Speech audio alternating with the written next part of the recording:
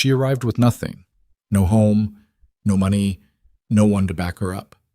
But in the young woman's eyes, there was something that made even the most seasoned men of the frontier stop and look. Elena Cross wasn't asking for work. She was demanding justice. And as Victor Blackwell's ruthless empire targeted this small settlement, the world was about to discover that the woman they thought was just an ordinary cook was actually the most dangerous threat the corrupt had ever faced. Like and comment the name of the city you're viewing so I know how far this story has come. And stay, because this is just the beginning. The wagon that brought Elena Cross into Caldwell Crossing didn't slow down for her. It simply stopped at the edge of the main road long enough for the driver to jerk his head toward the collection of buildings ahead. And when she climbed down with her worn satchel knocking against her hip, the wagon was already moving again, leaving a thin brown cloud behind it that hung in the dry morning air longer than it had any right to. That was what Clara Hayes told herself on the morning she folded it into thirds, pressed the crease flat with her thumbnail, and dropped it into the postbox outside the rooming house on Archer Street. She had described herself accurately enough: experienced housekeeper, capable cook, competent with livestock, willing to relocate without complaint to any frontier posting. She had listed her references, both of them genuine. It wasn't much to look at. Caldwell Crossing had the shape of a settlement that had grown without any particular plan. Buildings pushed up against each other on one side of a dirt road, with a gap here and there where something had burned down or simply been abandoned. A general store. A smithy. Two saloons facing each other across the road, like men who'd been in an argument for years and hadn't found a reason to stop. A church with a missing bell. And at the far end, set slightly apart from the others, as if it wasn't sure it belonged, a two-story boarding house with a sign above the door that read Hales, the letters painted in black that had started going gray at the edges. Elena shifted the satchel on her shoulder and walked toward it. The inside of Hales smelled like old grease and coffee that had been sitting too long on the stove, with an underlay of tobacco smoke and something else she couldn't name. Something that might have been despair if despair had a physical smell. 3 tables were set up in the main room, mismatched chairs around each of them, a long plank counter running along the back wall with stools in front of it. 2 men sat at one of the tables, eating without much apparent enthusiasm. A third man was asleep in the corner with his hat over his face. Behind the counter, Nathan Hale was arguing with a pot. He was taller than she expected, broad across the shoulders, with dark hair that needed cutting and 3 days' worth of beard that suggested he'd meant to shave and kept finding other things to do instead. He had the pot in one hand and a rag in the other, and he was trying to clean the bottom of it while simultaneously keeping something else from spilling on the stove, and he was losing on both fronts. "You need help," Elena said. Nathan looked up. He looked at her the way most men in frontier settlements looked at women traveling alone. A quick assessment, not entirely unkind, that took in the dusty dress, the single bag, the fact that she was young enough that she probably hadn't been on her own long. He set the pot down. "I do need help," he said. "What I don't need is another mouth I can't pay for. I'm not asking for charity." She walked to the counter and set her satchel on one of the stools. "I'm asking what you pay." "Pay?" he repeated, as if the word were slightly foreign. "Wages. For work. Whatever you're currently paying whoever's doing the cooking and the cleaning." She glanced at the pot, at the stove, at the general state of the room. "Which I'm guessing is no one, given the condition of things." One of the men at the table turned around to look at her. The other one kept eating.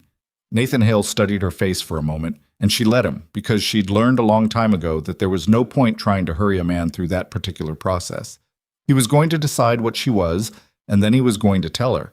And the best she could do was make sure what he saw was worth something. $1.50 a week, he said finally. "Room's in the back. You share it with nobody because there's nobody else here. Meals are your responsibility. Breakfast at 5:30, dinner at 6. Anything else that needs doing, you'll figure out." $2, she said. He blinked. "What?" $2 a week. The going rate in settlements this size for a cook and housekeeper combined is between $2 and $2.50. I'm not asking for $2.50, I'm asking for $2. You don't know what the going rate is for anything around here. I know what it is in Harlan's Creek, Fort Bexley, and Dunmore Station. Unless Caldwell Crossing is paying its workers less than all 3 of those, $2 is fair." Silence in the room. Even the sleeping man in the corner seemed to have gotten slightly more awake, though he hadn't moved his hat. Nathan Hale looked at her for a long moment. Then something at the corner of his mouth moved, not quite a smile, more like an acknowledgement. $2, he said.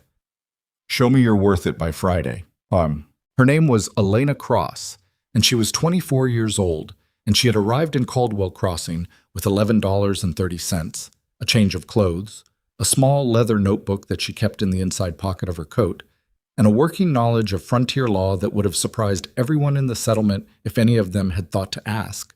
Nobody asked. That was fine. She hadn't expected them to. The room Nathan gave her was small and had a window that faced west, which meant it got the worst of the afternoon heat.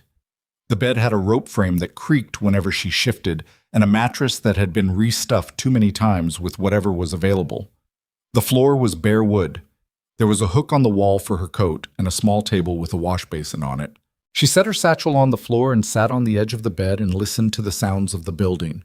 The distant clatter from the main room, the creak of the structure itself, the wind off the planes coming through the gap at the bottom of the window. She'd slept in worse places. She unpacked what she'd brought: the spare dress, the notebook, which she set on the table, a small bundle of documents wrapped in oilcloth, which she put at the bottom of the satchel and pushed under the bed, a folding knife, a stub of pencil. These were the things she'd decided mattered enough to carry. Everything else she'd left behind or had taken from her, which wasn't quite the same thing, but amounted to the same result. She went to work. Yet, the first morning she was up at 4:30, an hour before she needed to be. She went through the kitchen the way a person goes through a room they've been told is safe but aren't entirely sure about, methodically, touching things, opening things, building a picture. What she found was not encouraging. The flour bin was a third full and had been visited by mice. The salt pork in the cold storage was adequate but old. There were onions, a bag of dried beans, some cornmeal, coffee, the basics of frontier cooking without much variation. The iron skillet was in good shape. The Dutch oven had a crack in it that someone had repaired with a clay compound, well enough that it probably still held heat, but not well enough that she'd trust it with anything delicate. She made a list in her notebook.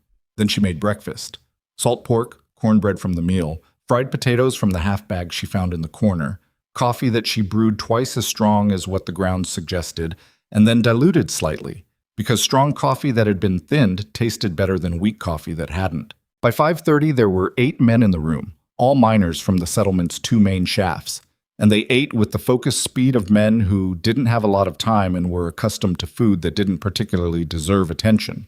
The potatoes were different.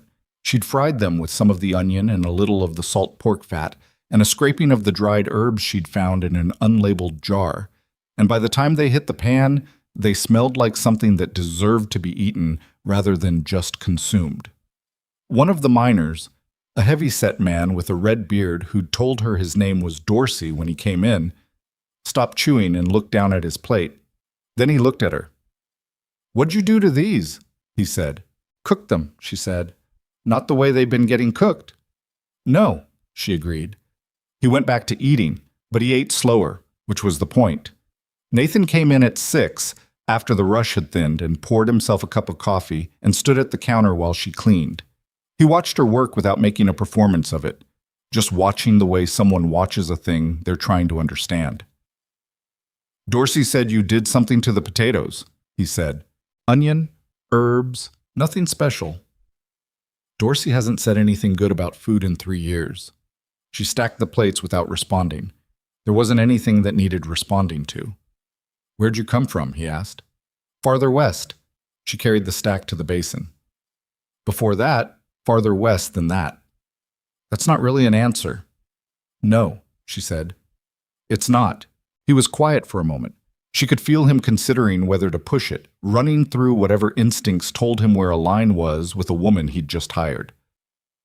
"Fair enough," he said, and finished his coffee and left. Caldwell Crossing had grown up around the Meridian Creek mining operation, which was the main shaft on the eastern side of the settlement, and the Fowler claims, which were 3 smaller shafts operated independently by a cooperative of 8 miners who'd pooled their money and their labor and their bad luck in roughly equal proportions. The creek for which the settlement was named ran along the northern edge, and it wasn't a large creek. By midsummer it ran shallow enough to cross on foot without getting your knees wet. But it was reliable, which in this part of the frontier made it worth more than its size suggested. Elena learned this in pieces, from conversations she half listened to while she cooked and cleaned and moved through the boarding house. The miners talked. Not to her particularly, not at first, but around her, the way people talk around a piece of furniture they've gotten used to. She heard things. She heard about the Meridian operation and how its production had been dropping for 6 months, and the company back east was pushing for answers.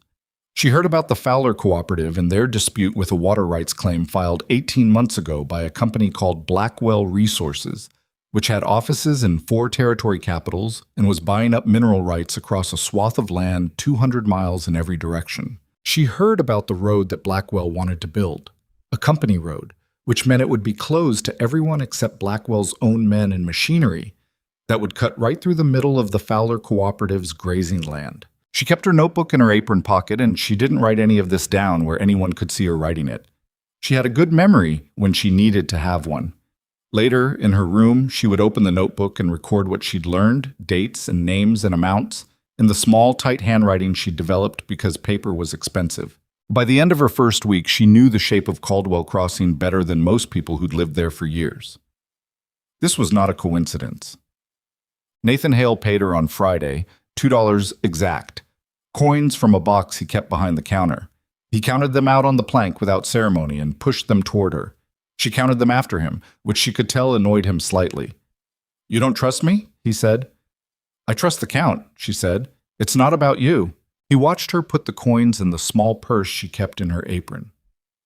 3 more men asked about the room situation this week, words getting around that the food's worth coming for. "You have 2 empty rooms upstairs," she said. "I know I do. The roof in the larger one has a problem." "I can fix it." He looked at her. "Can you?" "I've fixed roofs before. If you get me the materials I need, I can have it done in 2 days. Then you can put a man in it and charge him 4 bits a week, and that's an extra $2 a month." "Where'd you learn to fix a roof?" "Same place I learned to cook," she said. "Necessity." He was quiet for a long moment, looking at her in that way he had. Not suspicious exactly, more like someone trying to read a map that was mostly accurate but had a few landmarks missing. "I'll get the materials," he said. She fixed the roof in 2 days. It wasn't pretty work. She didn't have the right tools, and the boards she had to work with were not what she would have chosen. But it held water, which was the only thing a frontier roof was really required to do. On the 3rd day, a miner named Callum took the room and paid his 4 bits without complaint. By the end of the 2nd week, there were 2 more men eating breakfast at Hale's who hadn't been eating there before. One of them was the assayer from the Meridian operation, a careful, thin man named Presswick, who ate slowly and said almost nothing, and whose presence meant that Hale's was being taken seriously by people who had options. Elena began buying from the general store on credit, Nathan's credit, which she'd asked his permission to use, and which he'd given with the slightly stunned expression of a man who hadn't expected to be asked rather than told. She bought better flour, better dried goods, a new pot to replace the cracked Dutch oven. Small things, selected carefully, because she understood the difference between spending money and investing it. She kept her own accounting in the notebook. She knew within a few cents what the boarding house was taking in and what it was spending, and she knew that the margin was improving, and she knew what improvements would improve it further. She did not share this information with Nathan unless he asked, and he didn't ask often, but when he did, he listened carefully to what she said, and then usually did what she'd suggested. He was not a stupid man. He was just a man who'd been doing everything himself for too long and had started to lose sight of the larger picture because all his attention was going to the immediate problems. She understood that. She'd been in that same condition herself once before. The settlement had a pattern to it that she came to understand by the end of the 1st month. The miners worked long shifts and came back tired and hungry and wanting, in roughly equal measure, to eat and to complain. The complaining was the useful part. Men who complained about their day, when they felt comfortable enough to do it, told you almost everything you needed to know about what was happening in the world around them. What she learned piece by piece was this. Blackwell Resources had been buying up water rights in the territory for 3 years. The strategy was straightforward. Find operations that depended on water access for their processing, acquire the rights to the water they used, and then charge them for it.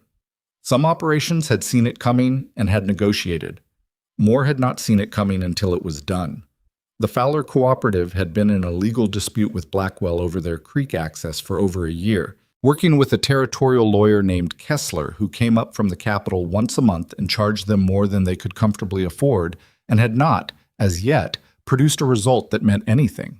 Nathan's boarding house was not directly in Blackwell's sights yet, but the boarding house depended on the miners, and the miners depended on the operations, and the operations depended on the water. The connection was not complicated. She had known this before she arrived. Not the specific details, those she'd had to gather herself, but the shape of it. She'd seen the same shape before, in a different place, in a different configuration, wearing a different name. She kept this to herself. It was Dorsey who came to her first, about 6 weeks after her arrival. He found her in the kitchen after the dinner rush had cleared, when she was resetting the bread for the next morning, and he stood in the doorway with his hat in his hands and looked at the floor for a moment before he said what he'd come to say. "The cooperative's in trouble," he said. "Real trouble this time." She went on working the bread. "Tell me." Blackwell's lawyers sent a filing. Says the water rights claim they got supersedes the cooperative's use rights. If it holds up, we can't run water through the processing shed. Without that, we can't... He stopped. "It's the end, is what it is." "What did Kessler say?" Dorsey's mouth tightened. "Kessler said he needs more time and more money, and he can't promise anything." "How long do you have?" "Filing says 60 days before the claim becomes final." She pressed the heels of her hands into the dough. "Sit down, Dorsey." He sat at the small kitchen table, still turning his hat in his hands. She finished what she was doing and covered the bread and wiped her hands on her apron and then sat across from him. "Has anyone looked at when Blackwell filed the original rights claim?" she said. "Kessler did. He says it's... I'm asking if anyone has looked at it, not whether someone reported what it said." He looked at her. "What's the difference?" "There's a difference. When was the claim filed?" 18 months ago, give or take." "And when did the Fowler Cooperative establish their water use?" "Before that. Has to be. They've been running the same operation for..." He thought about it. 4 years at least. Maybe 5. "Then there should be a record of that use. A prior claim, even if it wasn't formally filed, can supersede a later one under territorial law if the use was established first and was continuous." She paused. "Do you know if the cooperative has any documentation, bills of sale for the processing equipment, contracts, anything with a date that predates Blackwell's filing?"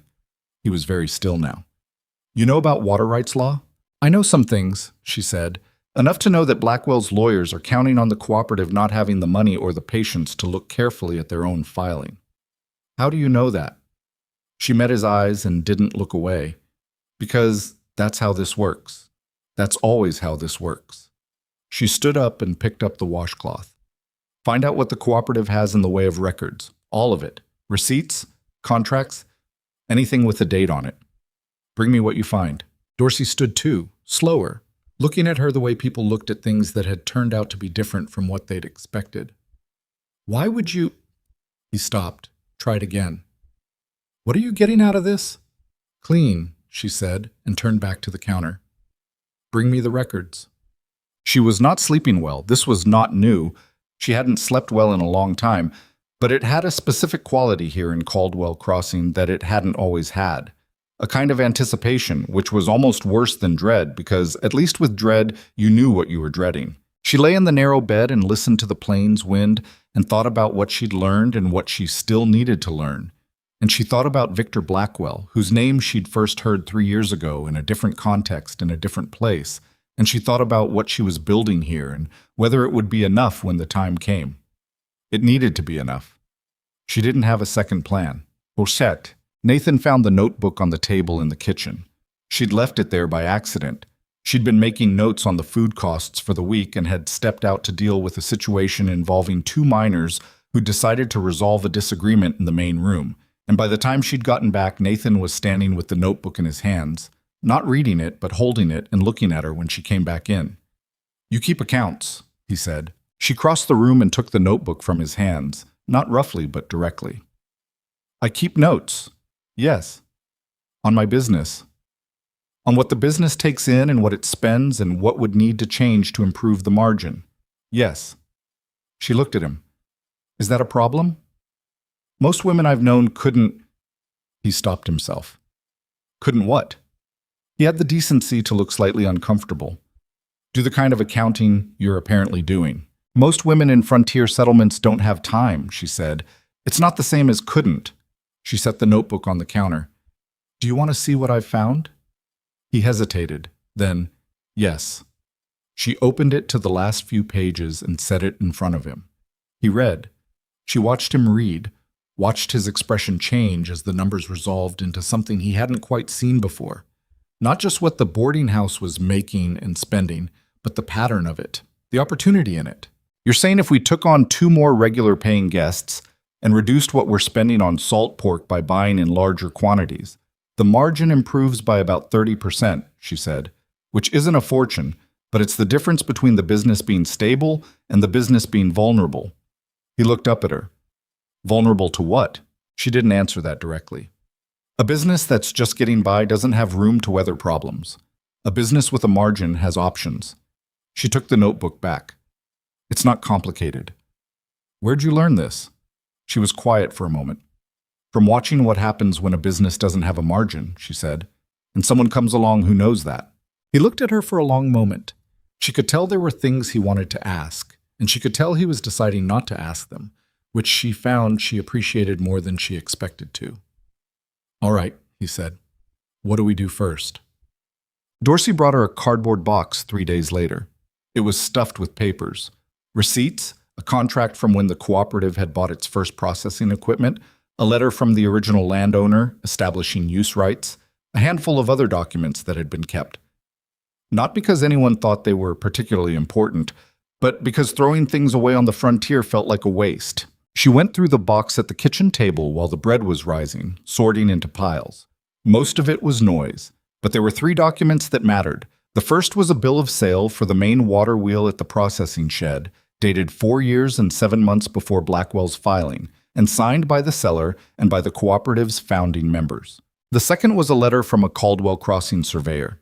The same surveyor, she noted, whose name appeared on several of the town's official documents, that described the cooperative's water intake and processing operations and noted their dependence on the creek, dated 4 years and 2 months before Blackwell's filing.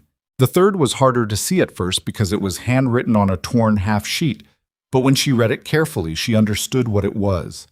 A note from the previous territorial land officer to the cooperative, acknowledging receipt of their informal use registration and noting that it had been entered into the territorial record dated, and here was what mattered, 4 years and 9 months before Blackwell's filing.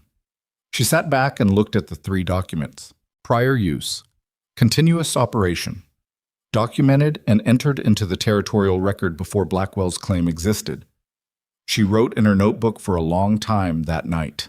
Well, it was Nathan who finally asked the question she'd been waiting for. He came into the kitchen late, after everyone else had gone, and poured himself a cup of the cold coffee left from dinner and leaned against the counter. She was finishing the cleanup, and she let the silence sit for a while because she had come to understand that this was how he operated. He thought things through before he said them, which she respected.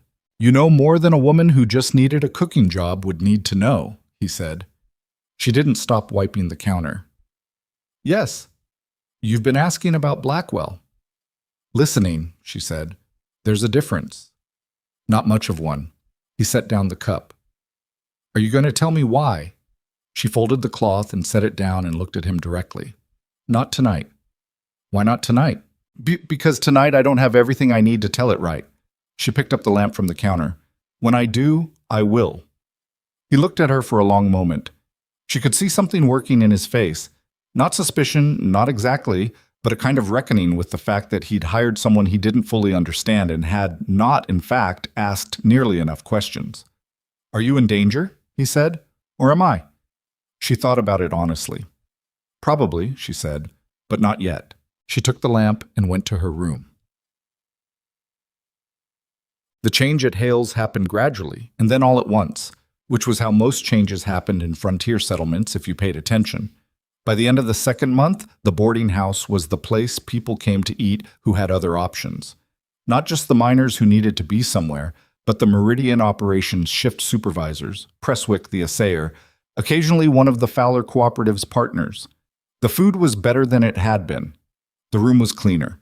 There was a quality to the place that hadn't been there before, something that wasn't about any single thing, but was about the accumulation of small things done carefully and consistently. Nathan had stopped arguing with her suggestions. This wasn't because he'd become passive. She'd have liked him less if he had. But because the suggestions had been right often enough that he'd developed the habit of considering them seriously before he objected. And usually by the time he'd considered them seriously, the objection had resolved itself. She had repaired the second upstairs room, which was now occupied. She had reorganized the cold storage so that what was used most was most accessible. She had negotiated a monthly bulk purchase arrangement with the general store that reduced their food costs enough to more than cover her wages, which she'd pointed out to Nathan with neither satisfaction nor apology, because it was just a fact. He had looked at her over the account ledger she'd set in front of him and said, "How long have you been thinking about all this?" "A while," she'd said, which was true in ways he didn't yet understand. But Caldwell Crossing had a rhythm, and she had learned it. She knew when the supply wagons came and which ones could be trusted and which ones had a habit of short-weighing the goods. She knew which miners had wives sending them letters and which ones were waiting for money and which ones were a month away from heading back east and just hadn't said so yet. She knew that Presswick, the assayer, was afraid of Blackwell's people and showed it by eating faster than usual when one of them came into town. And she knew that Blackwell's people had been coming into town more often. They didn't announce themselves as such, but there was a type, and she'd learned to recognize it before she came to Caldwell Crossing. They had a way of moving through a settlement, taking the measure of things, noting what was there, noting who was there, that she'd seen before. Not threatening exactly, more like men who were making a list. She watched them, and she went on cooking and cleaning, and she wrote in her notebook at night, and she waited. She'd been waiting for 3 years. A little longer didn't trouble her. The only thing that would trouble her was arriving and finding she'd missed something, some piece of the picture she'd needed and hadn't gotten. That wasn't going to happen. She was going to be ready. She just needed the settlement to be ready too. That was the part she was still working on. The morning she understood that Nathan Hale had started to trust her happened like this. He was gone when she came into the kitchen at 4:30, which was unusual, and when she looked for him, she found a note on the counter in handwriting that was better than she'd expected from him. Gone to the Fowler operation, back by noon. Key to the lockbox is in the coffee tin if you need it for supplies. N. She stood in the kitchen with the note in her hands and looked at it for a long time. The lockbox held the boarding house's cash. He told her where the key was. Not asked her to use it, not specifically, but told her it was there. She put the note down and started the fire and began the morning's work. She didn't need the key. She had enough in the kitchen account for what she needed today. But she thought about what it meant that he'd told her. She realized, doing something she had not expected to do in Caldwell Crossing. Something she had not planned for and had not, in the careful architecture of what she'd set in motion, accounted for. She was starting to care about what happened to this place. Not just instrumentally, not just as a piece of what she was trying to accomplish, but in the direct, inconvenient way that you cared about things when you'd put your hands to them for long enough. The bread wasn't going to shape itself. She pushed the thought aside and got to work. Nathan came back from the Fowler operation before noon, which meant whatever he'd gone to see had resolved itself faster than he'd expected, or hadn't resolved itself at all and he'd run out of things to say about it. She knew which one it was the moment he walked through the door, because he had the look of a man carrying weight he didn't know how to put down. She poured him coffee without being asked and set it on the counter in front of him and went back to the noon prep. She'd learned that he talked better when she wasn't looking at him directly, which was a quality she recognized because she shared it. "They got a letter," he said. She kept cutting. "Blackwell's lawyers?" Not the lawyers this time. The letter came from the Territorial Land Office. Official seal and everything. He wrapped both hands around the cup. "It says that the water rights claim filed by Blackwell Resources has been reviewed and provisionally approved, pending a 60-day objection period." "Provisionally approved," she said. "That's not the same as approved." "It's close enough to approved that the cooperative's men are talking about cutting their losses." He paused. 2 of the 8 partners are already saying they'd rather take whatever buyout Blackwell offers, Then fight something they can't afford to fight. She set down the knife and turned around. What did you tell them? I told them to wait. His jaw tightened. I don't know how long they'll wait. She picked up the knife again. Long enough, she said, more to herself than to him, and went back to the cutting. He looked at her for a moment. She could feel it without seeing it. You know something, he said. You've known something for a while. I've been patient because I figured you'd tell me when you were ready, but those men are close to making a decision they can't undo. And if there's something, tonight, she said, after dinner, I'll tell you what I know. The silence stretched out. Then, all right. She spent the rest of the afternoon working, which was what she did when she needed to think. The work itself didn't require much of her attention at this point. Her hands knew the kitchen by now, knew where everything was and what needed doing and in what order. And so the surface part of her mind ran through the motions while the deeper part went through what she had, what she still needed, and what she was going to say to Nathan Hale that evening. Telling him meant committing to a course. It meant she couldn't quietly pack her satchel and move on if things got difficult, because he would have been part of it, and she had a strong feeling that he was not the kind of man who would respond well to being left holding a situation someone else had constructed and then abandoned. It meant staying. It meant letting this place become what it was already starting to become for her, which was something she hadn't entirely given herself permission to admit. She thought about the 3 documents in the bottom of her satchel. She thought about the name Victor Blackwell and what it had meant to her family and what it had taken from them and what she had spent 3 years preparing to do about it. She thought about how you could plan a thing carefully for a long time and still not be entirely certain how it would feel when the moment arrived to begin it in earnest. Then the bread needed to come out, and she stopped thinking and did that instead. After dinner, after the men had cleared out and the room was quiet, she brought the documents to the main table. Nathan sat across from her, and she laid the 3 papers out between them and watched his face as he read. He was a slow, careful reader. He read each document twice, which she respected. When he finished, he sat back and looked at her. Where did you get these? Dorsey brought them to me. They were in the cooperative's files. She smoothed the edge of one of the papers. The cooperative has prior use established in the territorial record. Blackwell's filing came 18 months ago. Their use rights go back nearly 5 years. Under territorial statute, a prior continuous use. I know what prior use means, he said. I've been in this territory for 8 years. He looked at the documents again. The question is why Blackwell's lawyers filed as if these didn't exist. 2 possibilities, she said. Either they didn't know about them, which is possible if the records were poorly organized, or they knew and filed anyway, expecting the cooperative wouldn't look closely enough at their own situation to find them in time. Which do you think it is? She held his gaze. I think Blackwell's lawyers know exactly what's in the territorial record. I think they filed a claim they knew was legally questionable because they've done it before in other settlements and it's worked before.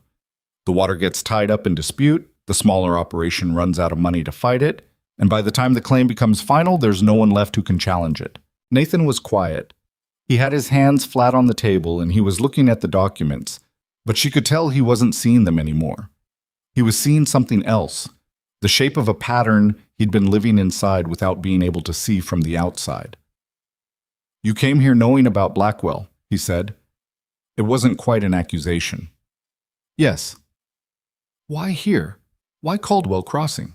She'd decided on her way through the afternoon prep to tell him the truth. Not all of it. Not yet. But enough. The truth was easier than she'd expected it to be. Because Caldwell Crossing is where Blackwell's next push is coming. The water rights here are strategically important to him. They're not just about your creek. They're about controlling the water access for 3 settlements in this corridor. If he gets this creek, he has leverage over the entire area. She paused. And because this is where I found a thread I could pull. What thread?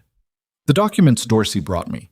I didn't know exactly what was in the cooperative's files, but I knew that operations this old often have records that lawyers don't bother to dig for. I came here to look. He was very still. And if you hadn't found anything, then I would have found another approach. She met his eyes. I've been looking for a way to challenge Blackwell's operation for 3 years. This is the best opening I've found. The room was quiet for a long moment. Outside, the plane's wind moved through the gap at the bottom of the window. Somewhere in the settlement, a dog was barking at something. "Why?" he said. "What did Blackwell do to you?" She looked at the documents on the table between them. "He took everything my family had," she said. "My family had a ranch west of here. Good land, water access, profitable enough that it drew attention. When I was 19, a company working under Blackwell's umbrella, different name, same structure, started buying up the surrounding properties and filing claims against our water rights and our access roads. My father tried to fight it. He didn't know enough, and we ran out of money. And when it was over, we had nothing." She stopped. "My father didn't survive losing the ranch. Not directly, but..." She didn't finish that sentence. She didn't need to. Nathan looked at her for a long time. There was something in his face that wasn't pity. She was glad it wasn't pity, but something quieter, something that acknowledged the weight of what she'd said without trying to do anything about it. "So you spent 3 years learning what your father didn't know," he said. "Law, land records, territorial statutes, water rights specifically." She folded her hands. "I worked for a law office in Fort Bexley for a year and a half. Not as a lawyer. They wouldn't hire a woman as a lawyer. As a filing clerk. But filing clerks read everything that comes through the office, and I read everything." She looked at him. "I know more about frontier water rights law than Blackwell's lead attorney. I'm reasonably sure of that." Something shifted in Nathan's expression. Not the moment of revelation that happened in stories when everything came together. More like the slow, uncomfortable sensation of realizing you'd been standing next to something significant without seeing it. "The cooperative needs to file an objection," she said, "within the 60-day window. They need to attach these 3 documents as evidence of prior use, and they need to request a full territorial review. If they do that, the provisional approval is suspended pending the review, which buys time and, more importantly, gets the documents into the official record. Kessler's taking their money and doing the minimum required to justify it. I'm not saying he's dishonest, but he doesn't have the incentive to dig for what would actually help them. He gets paid the same whether he wins or loses." She pulled the documents back toward her and stacked them carefully. "I'm not a lawyer. I can't file on their behalf. But I can write the objection, and Kessler can put his name on it. And if he has any sense at all, he'll understand that what I'm giving him is a case he can win." Nathan looked at her for a long time.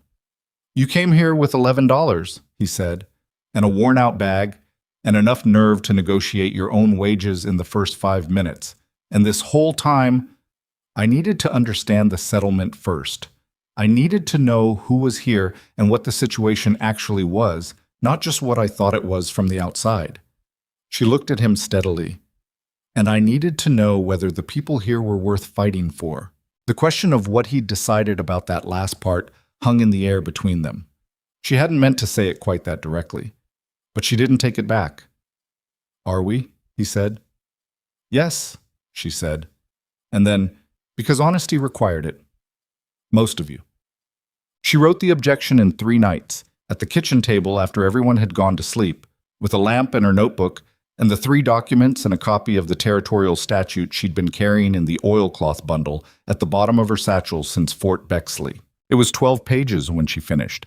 She wrote it the way she'd been taught to write legal documents in the Fort Bexley office. Plain language, specific citations, each claim backed by the document that supported it, nothing asserted that couldn't be demonstrated.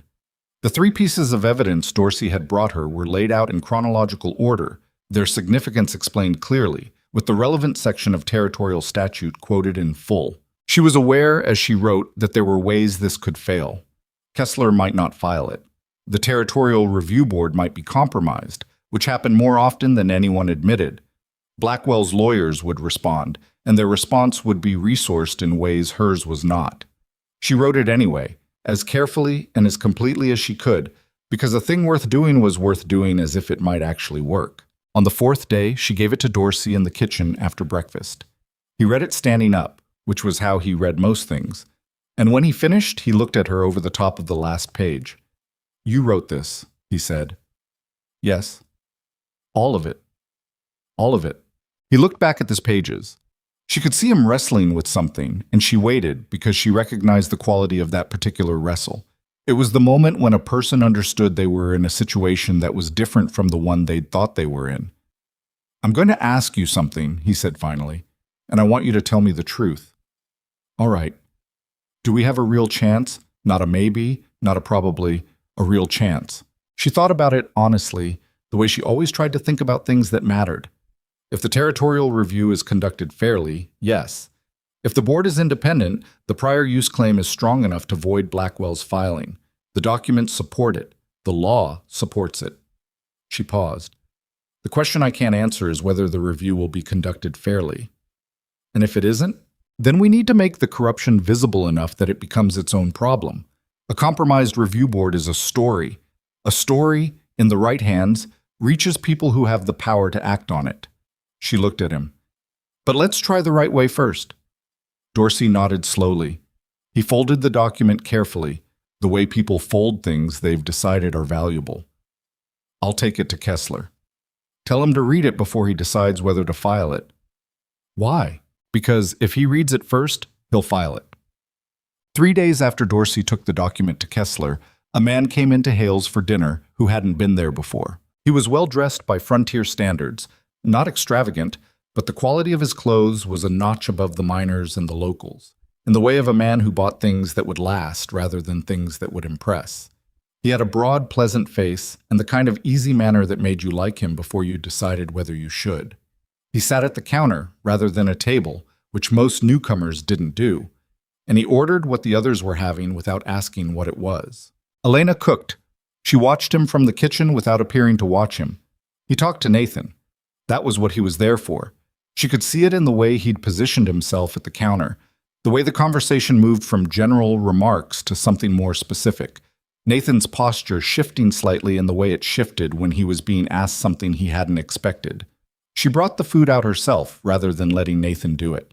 "Anything else?" she said, setting the plate in front of the man. "This looks fine, thank you."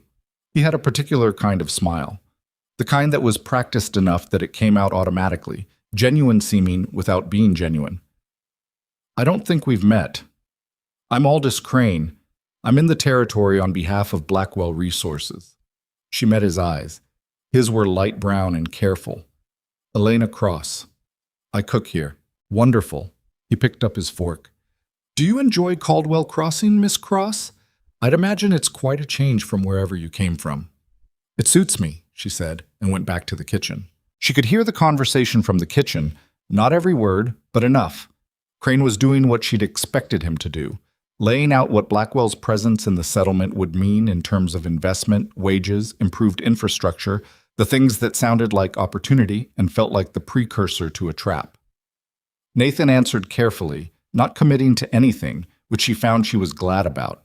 When Crane left, he tipped well, which was the kind of detail that was calculated to be noticed. Nathan came into the kitchen. "You heard," he said. "Some of it. He wants to talk to the boarding house owners in the settlement about a community partnership." He leaned against the counter. "Said Blackwell is planning to build a company store and a processing facility, and they'd like the existing businesses to be part of the growth." "He didn't mention the water rights claim," she said. "No. He won't. Not yet. That conversation comes later after they've established goodwill."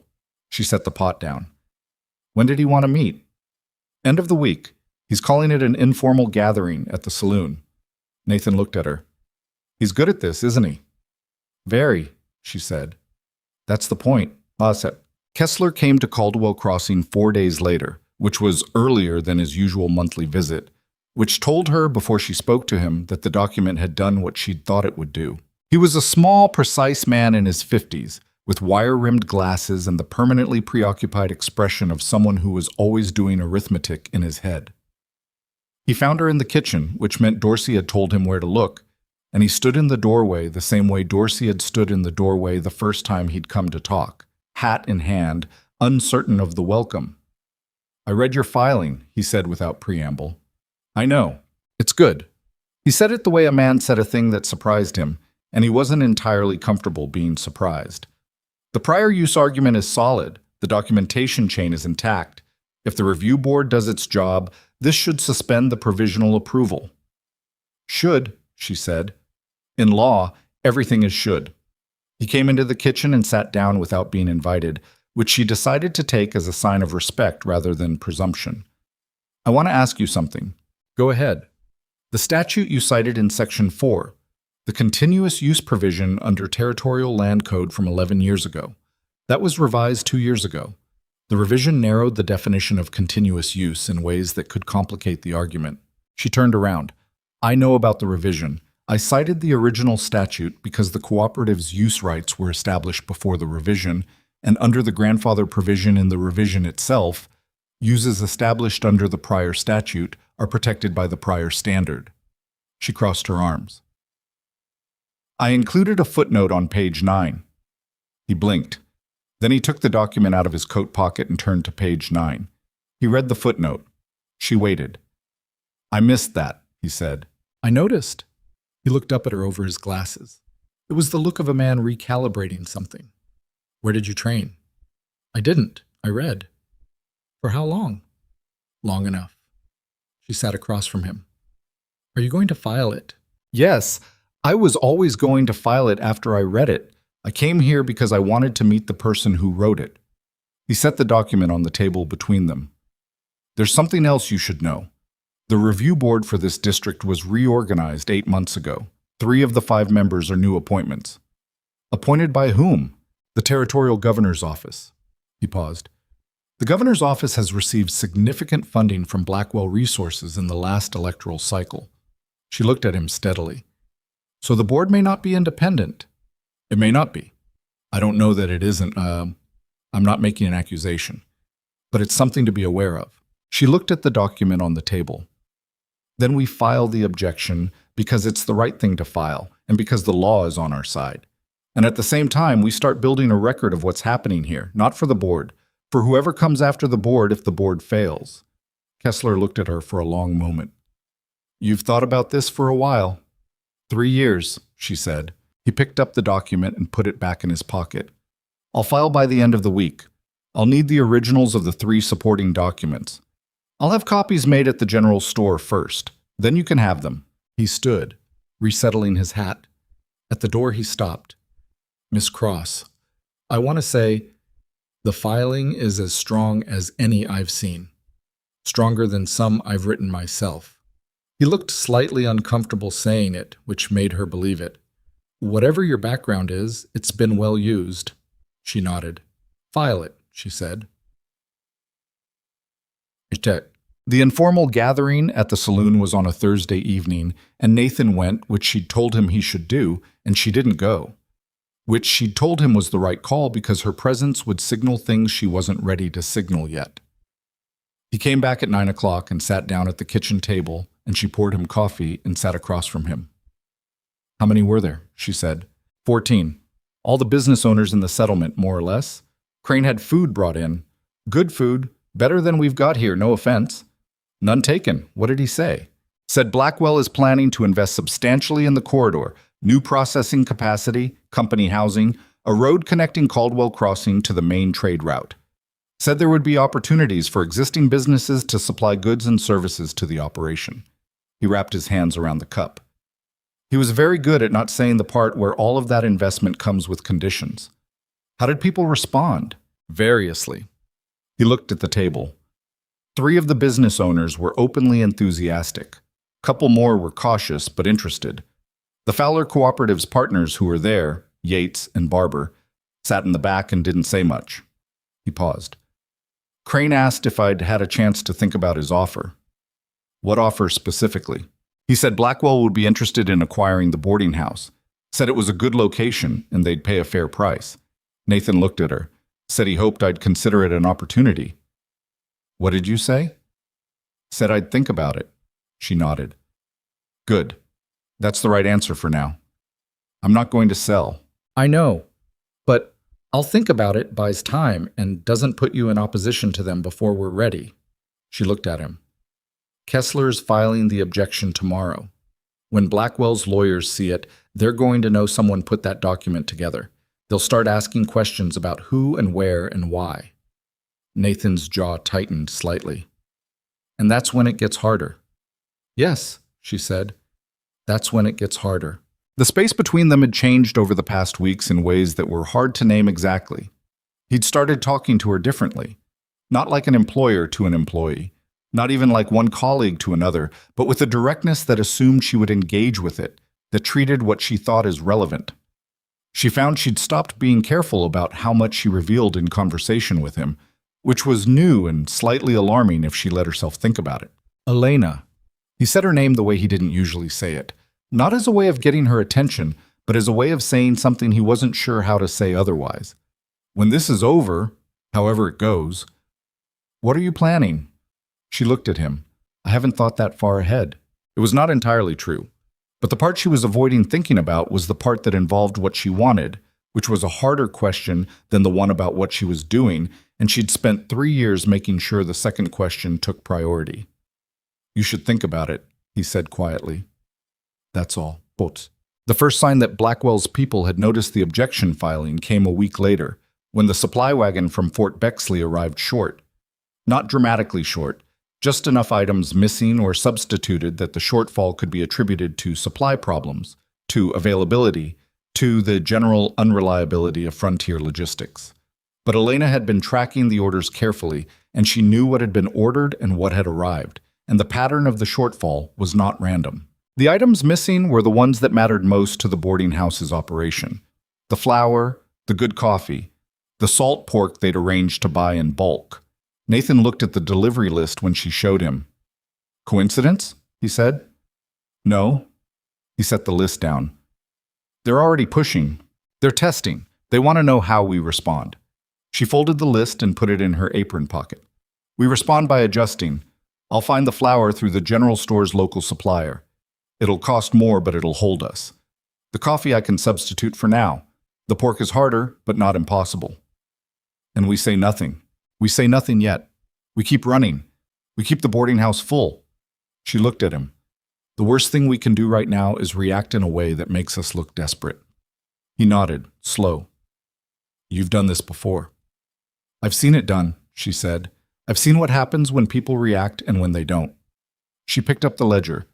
The ones who stayed calm long enough to be strategic were the ones who had something left to work with when the moment came. He was quiet for a moment. What moment? The moment when they overreach, and they always overreach. She opened the ledger. We just have to be ready when they do.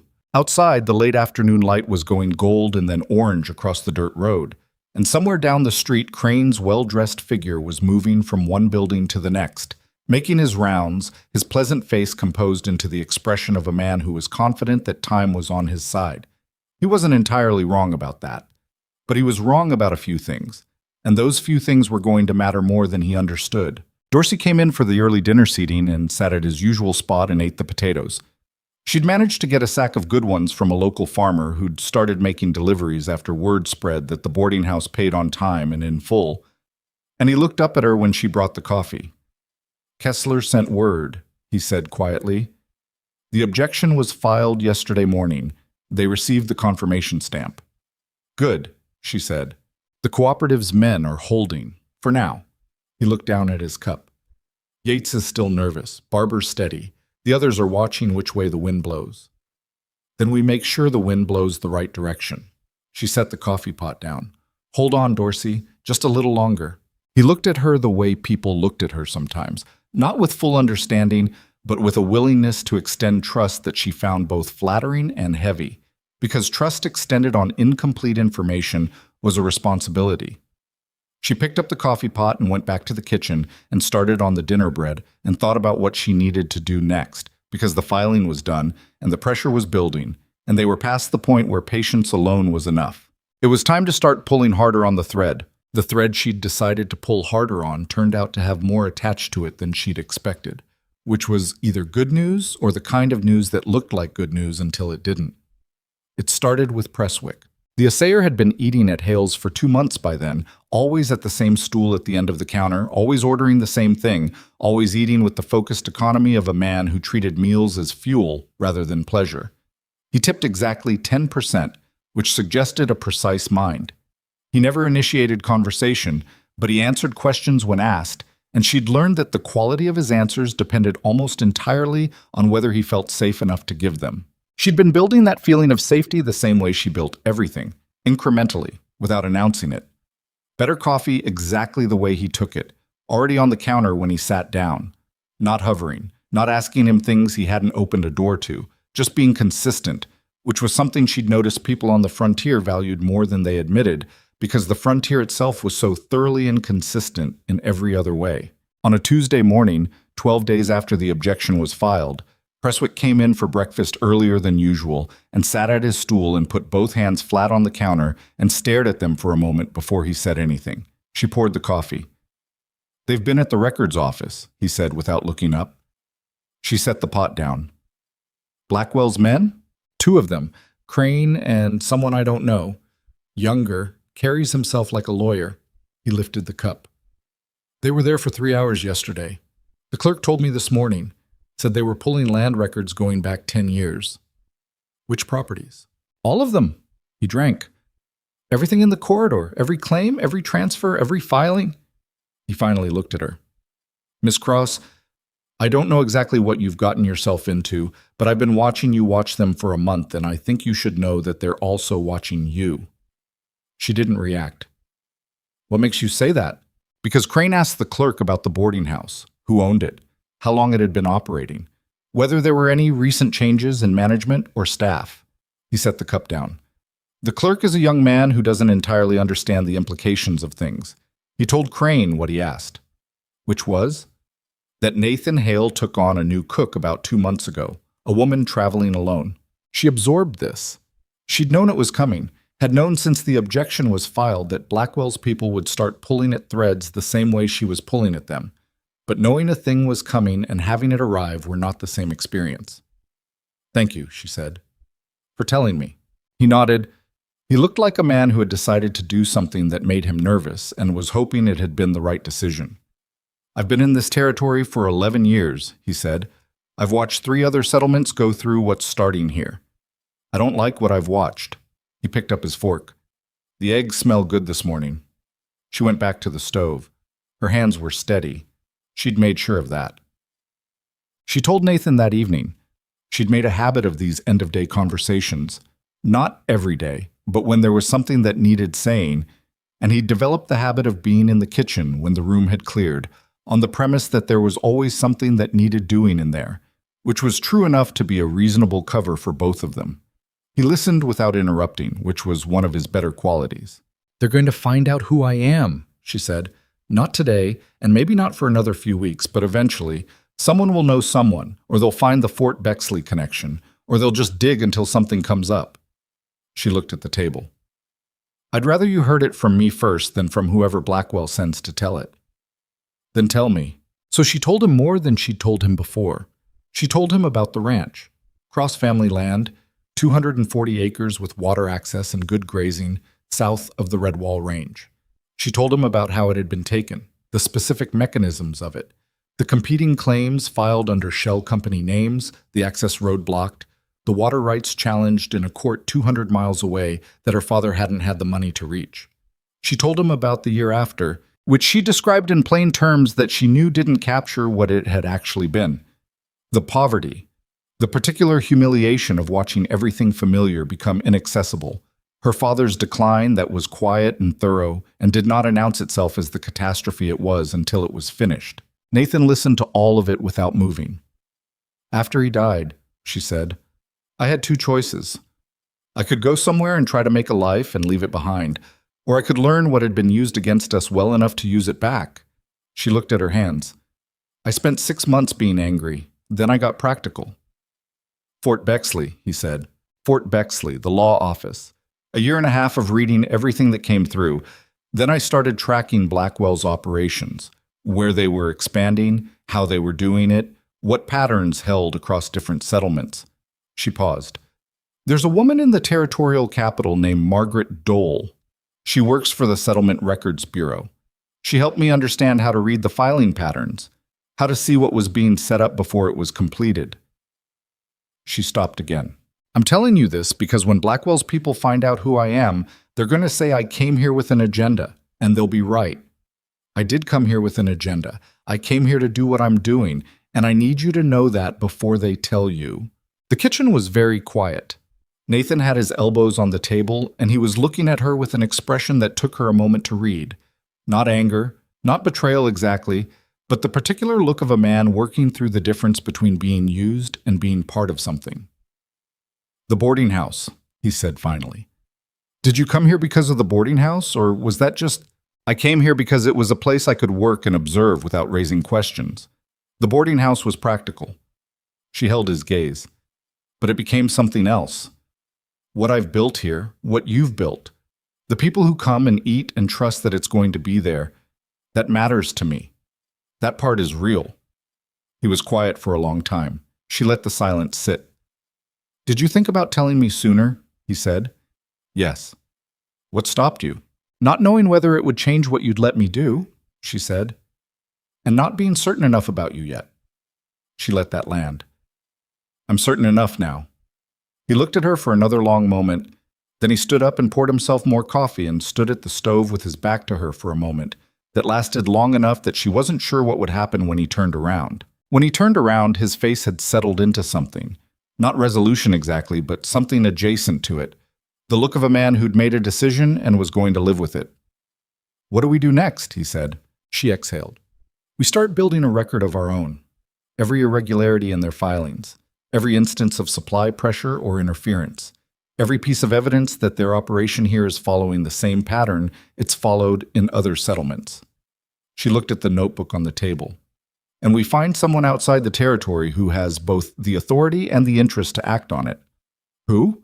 "There's a federal land commissioner who's been investigating consolidated land acquisition in 3 territories for the past 2 years. His name is Aldridge. He has a field office in Cheyenne." She turned the notebook around so he could see the page she'd had open. The name and the address were written there in her small, precise hand. "If the Territorial Review Board is compromised, Aldridge is the appeal above them. But he needs evidence. Not just the water rights argument, which is a single case, but evidence of the larger pattern." "How do you know about Aldridge?" "Margaret Dole," she said. "She's been feeding him information for 8 months." Nathan looked at the notebook, then he looked at her. "You had this planned before you came here." "I had a framework. The specifics had to come from being here." She closed the notebook. "I knew Blackwell was moving in this corridor. I knew there would be a settlement where the resistance was possible if it was organized right. I came to find out if Caldwell Crossing was that settlement." She paused. "It is." He absorbed this. She watched him absorb it, watched him move through whatever he needed to move through. And she waited, because this was not a moment she could hurry. "All right," he said at last. "Tell me what you need from me." What she needed from him was access to the community, to the conversation she wasn't naturally part of, to the trust that had to be extended by people who'd known Nathan for years and didn't know her at all. He had that. He'd built it over 8 years of being present in Caldwell Crossing in the slow, accumulated way that presence worked, not by being remarkable, but by being reliable, which on the frontier was its own kind of remarkable. Over the next 2 weeks, she worked in 2 directions simultaneously. The first was the record she'd described to Nathan, a systematic documentation of every way Blackwell's operation had applied pressure to the settlement, the supply shortfalls, which continued and worsened. A new development. 2 of the miners at the Meridian operation had been approached by Blackwell's men with offers of employment at significantly higher wages, contingent on their leaving Meridian. The offer wasn't illegal, but the timing of it, right after the objection was filed, affecting 2 men who were known to be friendly with the Fowler Cooperative, was meaningful in context. She wrote all of it down: dates, names, amounts, the names of witnesses to each conversation. The second direction was the investigation she couldn't do openly. The examination of Blackwell's filing history in the territory, looking for the same patterns Margaret Dole had helped her understand in other places. She worked through Kessler, who had become, if not an ally exactly, then a man with professional reasons to look carefully at what she was showing him. He had access to the territorial records that she didn't, and she had the analytical framework that he was gradually acknowledging he lacked. And together, they were building something. What they were building was this. In the 4 years Blackwell Resources had been operating in the territory, they had filed 47 water rights claims. Of those, 31 had been for properties where a prior operation had an established use right. In 12 of those 31 cases, The prior operations documentation had been formally challenged on procedural grounds, paperwork errors, missed deadlines, records that couldn't be located, before the Blackwell claim was finalized. 12 out of 31. Not a coincidence. A strategy. She laid this out for Kessler in the kitchen on a Wednesday morning, the papers spread across the table. The pattern as clear as she could make it. He looked at it for a long time, his glasses pushed up on his nose. If this is what it appears to be, he said carefully, then we're looking at systematic fraud, not just aggressive legal strategies, actual fraud. Yes, she said. That's a federal matter. Yes. He looked at her over his glasses. Aldridge. I've written to him, through Margaret Dole, who will make sure it reaches him. She stacked the papers carefully. The territorial objection is the immediate priority. We need to win that to protect the cooperative in the short term. But Aldridge is the longer game. He's the one who can actually dismantle the operation. Kessler took his glasses off and cleaned them, which she'd learned was what he did when he needed a moment to think. How long have you been building this? The specific evidence for Caldwell Crossing? 2 months. The broader pattern? She looked at the papers. 3 years. He put his glasses back on. He had the expression she'd come to associate with him when he was deciding whether he was being reckless or principled, and finding that the line between those two things was thinner than he'd previously believed. I'll support the filing to Aldridge, he said. Put my name on it. That matters, she said. A named attorney carries more weight than an anonymous tip. I'm aware. He picked up his hat. Miss Cross, I want to say something and I'd ask you to receive it in the spirit in which it's intended. Go ahead. What you're doing is correct, legally and otherwise. But Blackwell is not a man who accepts legal challenges graciously. The escalation I've seen in other cases... He paused. Be careful. She nodded. I know what he's capable of. I'm not certain you do, he said, not unkindly. I've seen the files on what happened to the operations that fought back seriously. I've seen what happened to the people involved. He held her gaze. I'm not saying don't do it. I'm saying do it knowing. I know, she said again. And this time she meant it the way he was asking her to mean it, not as a dismissal, but as an acknowledgement. He left. She sat with the papers for a while after he was gone, in the quiet kitchen with the morning light coming through the window and the sound of the settlement starting its day outside. She was afraid.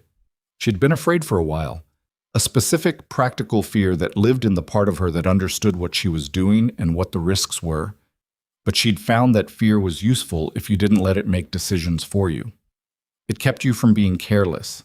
It kept you honest about what you were walking into. She folded the papers and put them in the oilcloth bundle and went to start the breakfast bread. The retaliation, when it came in earnest, arrived from 3 directions at once.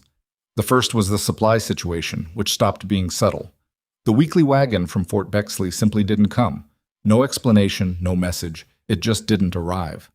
When Nathan sent word to the supplier, the response came back 3 days later. The contract had been terminated. The supplier was, regretfully, unable to continue service to Caldwell Crossing. The supplier, she found when she looked into it, had received a very favorable contract with Blackwell Resources 2 weeks prior. The second was the workers. Blackwell's men approached 4 more miners, not with job offers this time, but with something more direct. The suggestion that the boarding house was associated with parties working against the settlement's best interests, that anyone seen there regularly might find their employment situation complicated. 2 of the miners stopped coming. The loss of their custom didn't break the boarding house's finances. She'd built enough margin for that, but it was felt. The third was the letter. It arrived on a Friday, addressed to Nathan Hale from a firm she didn't recognize. She recognized the structure the moment she read it over Nathan's shoulder. It was a notice of a competing claim on the land the boarding house occupied, asserting that a deed transfer from 15 years prior had included an error that created an unresolved title question. The letter invited Nathan to enter into negotiations to resolve the question. Nathan read it twice. His face was very still. Is this real? He said. She took the letter and read it carefully. The legal language is real. Whether the underlying claim is that I don't know yet. She set it down. Let me look at the original deed. He got it from the lockbox. She read it at the table while he stood and watched, and what she found was both better and worse than she'd expected. Better because the deed was clear. There was no obvious error in the transfer, nothing that created a genuine title question. Worse, because she could see in the specific language the letter used what Blackwell's lawyers were actually doing, not asserting a claim they expected to win, but creating a cloud on the title that would make the property difficult to sell, difficult to use as collateral, difficult to do anything with while the dispute was pending. It was the same move she'd seen in the documentation of the other operations. A legal instrument not used as a weapon, but as a drain, something that consumed time and money and attention, grinding the target down until they had nothing left to fight with. They're trying to tie you up in court, she said, not to take the boarding house, to make running it impossible while you defend it. Nathan sat down. He looked at the letter on the table with the expression of a man who'd been expecting a punch from the left and gotten it from the right. Can they do that? They can file the claim. Filing is cheap. Defending it isn't. She looked at him. But we knew this was coming. The moment the objection was filed, this was coming. Knowing it was coming doesn't make it easier to handle. No, she agreed. It doesn't. She picked up the letter. I need to take this to Kessler. He can challenge the filing on procedural grounds and buy time. The deed is clean. A careful reading by a competent attorney shows that. It'll take work, but it can be done. More work for Kessler. Yes. Elena. He said her name in that particular way again. How much more of this is there? How many directions is he going to come at us from? She thought about answering carefully and decided not to. I don't know. I know the pattern, the supply pressure, the reputation attacks, the title challenge. These are the standard moves. There may be others. She set the letter down. I won't tell you this is easy or that it gets easier. It doesn't for a while. It gets harder before it resolves. He looked at her for a long time. You're not going to leave. It wasn't quite a question. She answered it anyway. No. Something in his face changed. Not relief exactly. Something more complicated than that. Something she felt it would be impolite to examine too closely. All right, he said. Tell me what we do today. Today we go talk to Dorsey and Barber and Yates and everyone else in this settlement who has a reason to want Blackwell's operation stopped, because the thing that Crane and his lawyers can't defend against is enough people standing together in the same direction. The meeting happened in the boarding house main room on a Sunday, when the settlement was quiet. It wasn't a large meeting. 11 people, counting Nathan and herself, squeezed around the mismatched tables. But the people in it were the ones who mattered, the Fowler cooperative partners who were still holding, 2 of the Meridian Operations senior workers, Presswick, the general store owner whose name was Hobart, and who had his own reasons to distrust Blackwell's plans for a company store, and 3 of the miners' wives who had, in Elena's observation, clearer heads about what was at stake than most of the men they were married to. She stood at the end of the room, and she told them what she knew. Not all of it. Not the personal history, not yet, but the pattern. The 47 claims, the 12 procedural challenges, the way the same strategy had played out in settlement after settlement. She had Kessler's summary of the objection and what it meant. She had the letter to Nathan about the title challenge, which she passed around the room. She watched their faces as they read and listened. Fear, mostly. Some anger. In Barber's face, something that was close to relief. The relief of having the shape of a thing confirmed when you'd suspected it but hadn't been sure. The legal argument is sound, she said. The prior use documentation is strong. If the review is conducted fairly, the cooperative wins. She paused. But we're also building a case for the Federal Land Commissioner's office, because the issue here isn't just the water rights. It's a pattern of fraud that reaches across the territory, and that's a federal matter that can result in Blackwell losing not just this claim, but his operating authority in the territory entirely. How long? One of the miners' wives, a woman named Ruth, whose husband worked the Fowler Cooperative's third shaft, asked. Her voice was practical, not confrontational, asking the question she needed answered. How long does this take? The territorial review has to conclude within 90 days of the objection filing. We're at day 19. Elena met her eyes. The federal investigation moves on its own timeline. I can't give you a number on that. And until then? Until then, we hold. We keep the operations running. We document everything Blackwell's people do that crosses a line. She looked around the room. I know that's easier to say than to do, I know some of you are already feeling the pressure. I'm not asking you to pretend it's not hard. She stopped. I'm asking you to stay in it long enough for what we've built to work. The room was quiet for a moment. Then Dorsey, from the back. I'm in, same as I've been. I'm not going anywhere, Barbara said. Ruth looked at her husband, who nodded. We're in, she said. It went around the room. Not unanimously. One of the Meridian workers said he had a family and couldn't afford to be on the wrong side of this if it went badly, and she respected his honesty and didn't argue with him. But 9 of the 11 said they would stay in it. After everyone had left, Nathan helped her stack the chairs back, and he said, You're better at that than I would have expected. At what? Talking to people. Making them want to do the hard thing. She stacked the last chair. I just told them the truth. That's what I mean, he said. The exposure came 10 days later, and it came from Crane. He came into Hales in the middle of the lunch hour when the room was full, and he sat at the counter and waited until the rush had thinned, and then he asked Nathan, in a voice that was carefully calibrated to carry without being loud, whether he knew that the woman he'd hired had come to Caldwell Crossing specifically to cause trouble for Blackwell Resources. Elena was in the kitchen. She heard every word. She's been working with a territorial activist who goes by the name Dole, Crane said. Margaret Dole, known in 4 territories for interfering in legitimate business operations. She came here on Dole's behalf with a specific assignment to disrupt our water rights filing. He paused. I thought you deserved to know who you've been giving shelter to, Nathan. She came out of the kitchen with the coffee pot. Crane looked at her. His pleasant face was still pleasant, which was impressive given that he'd just tried to blow her standing in the settlement to pieces. Miss Cross, he said, I hope you don't mind. I was just explaining your situation to your employer. I heard, she said. She poured coffee for the 2 miners at the far end of the counter who'd been listening with open curiosity, and then she set the pot down and looked at Crane directly. You got some of it right.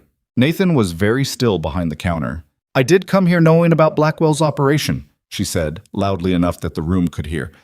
I came because I've been tracking what Blackwell Resources does to frontier settlements for 3 years, because they did it to my family's ranch when I was 19, and my father didn't survive losing it. I came because Caldwell Crossing was next on their list, and I wanted to be here when it started. She held Crane's gaze. Everything I've done since I got here has been legal.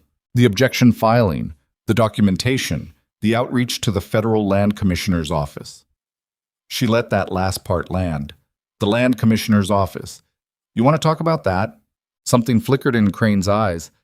Federal involvement would be appropriate, she said, given that Blackwell Resources has filed 47 water rights claims in this territory in 4 years. And in 31 of those cases, there was a prior established use that should have prevented the filing. Given that in 12 of those cases, the prior operations documentation was challenged on procedural grounds that Blackwell's own attorneys were instrumental in creating. She didn't raise her voice. She didn't need to. That's not aggressive business practice, Mr. Crane. That's fraud. And the evidence for it is currently sitting in the hands of a federal official who has the authority to act on it. The room was completely silent. Crane looked at her for a long moment. The pleasant expression had not entirely left his face, but there was something underneath it now. Something reassessing, recalculating, deciding what this woman actually was and what she was actually capable of. You're a cook, he said. It wasn't contemptuous. It was more like a man reminding himself of something he'd been told. I'm a woman who spent 3 years learning every piece of law that applies to what Blackwell's organization does, she said. The cook part is separate.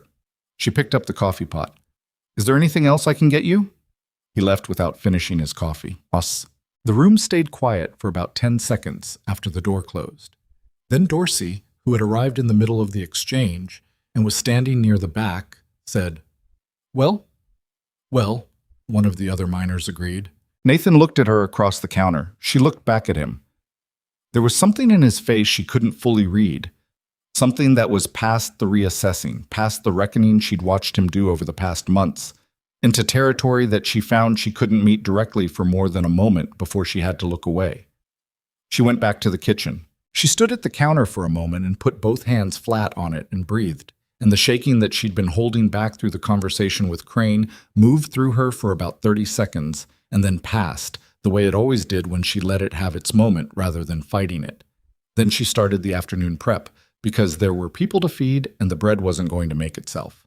Nathan came into the kitchen about 10 minutes later. He didn't say anything for a while, just stood there in the way he had, taking up space without being intrusive about it. "You knew he was going to do that," he said. "I thought he might. It's what I would do if I were him. Try to discredit the source before the source does more damage." She started on the potatoes. "I'm sorry you heard it that way. In the room." "Are you?" She looked at him.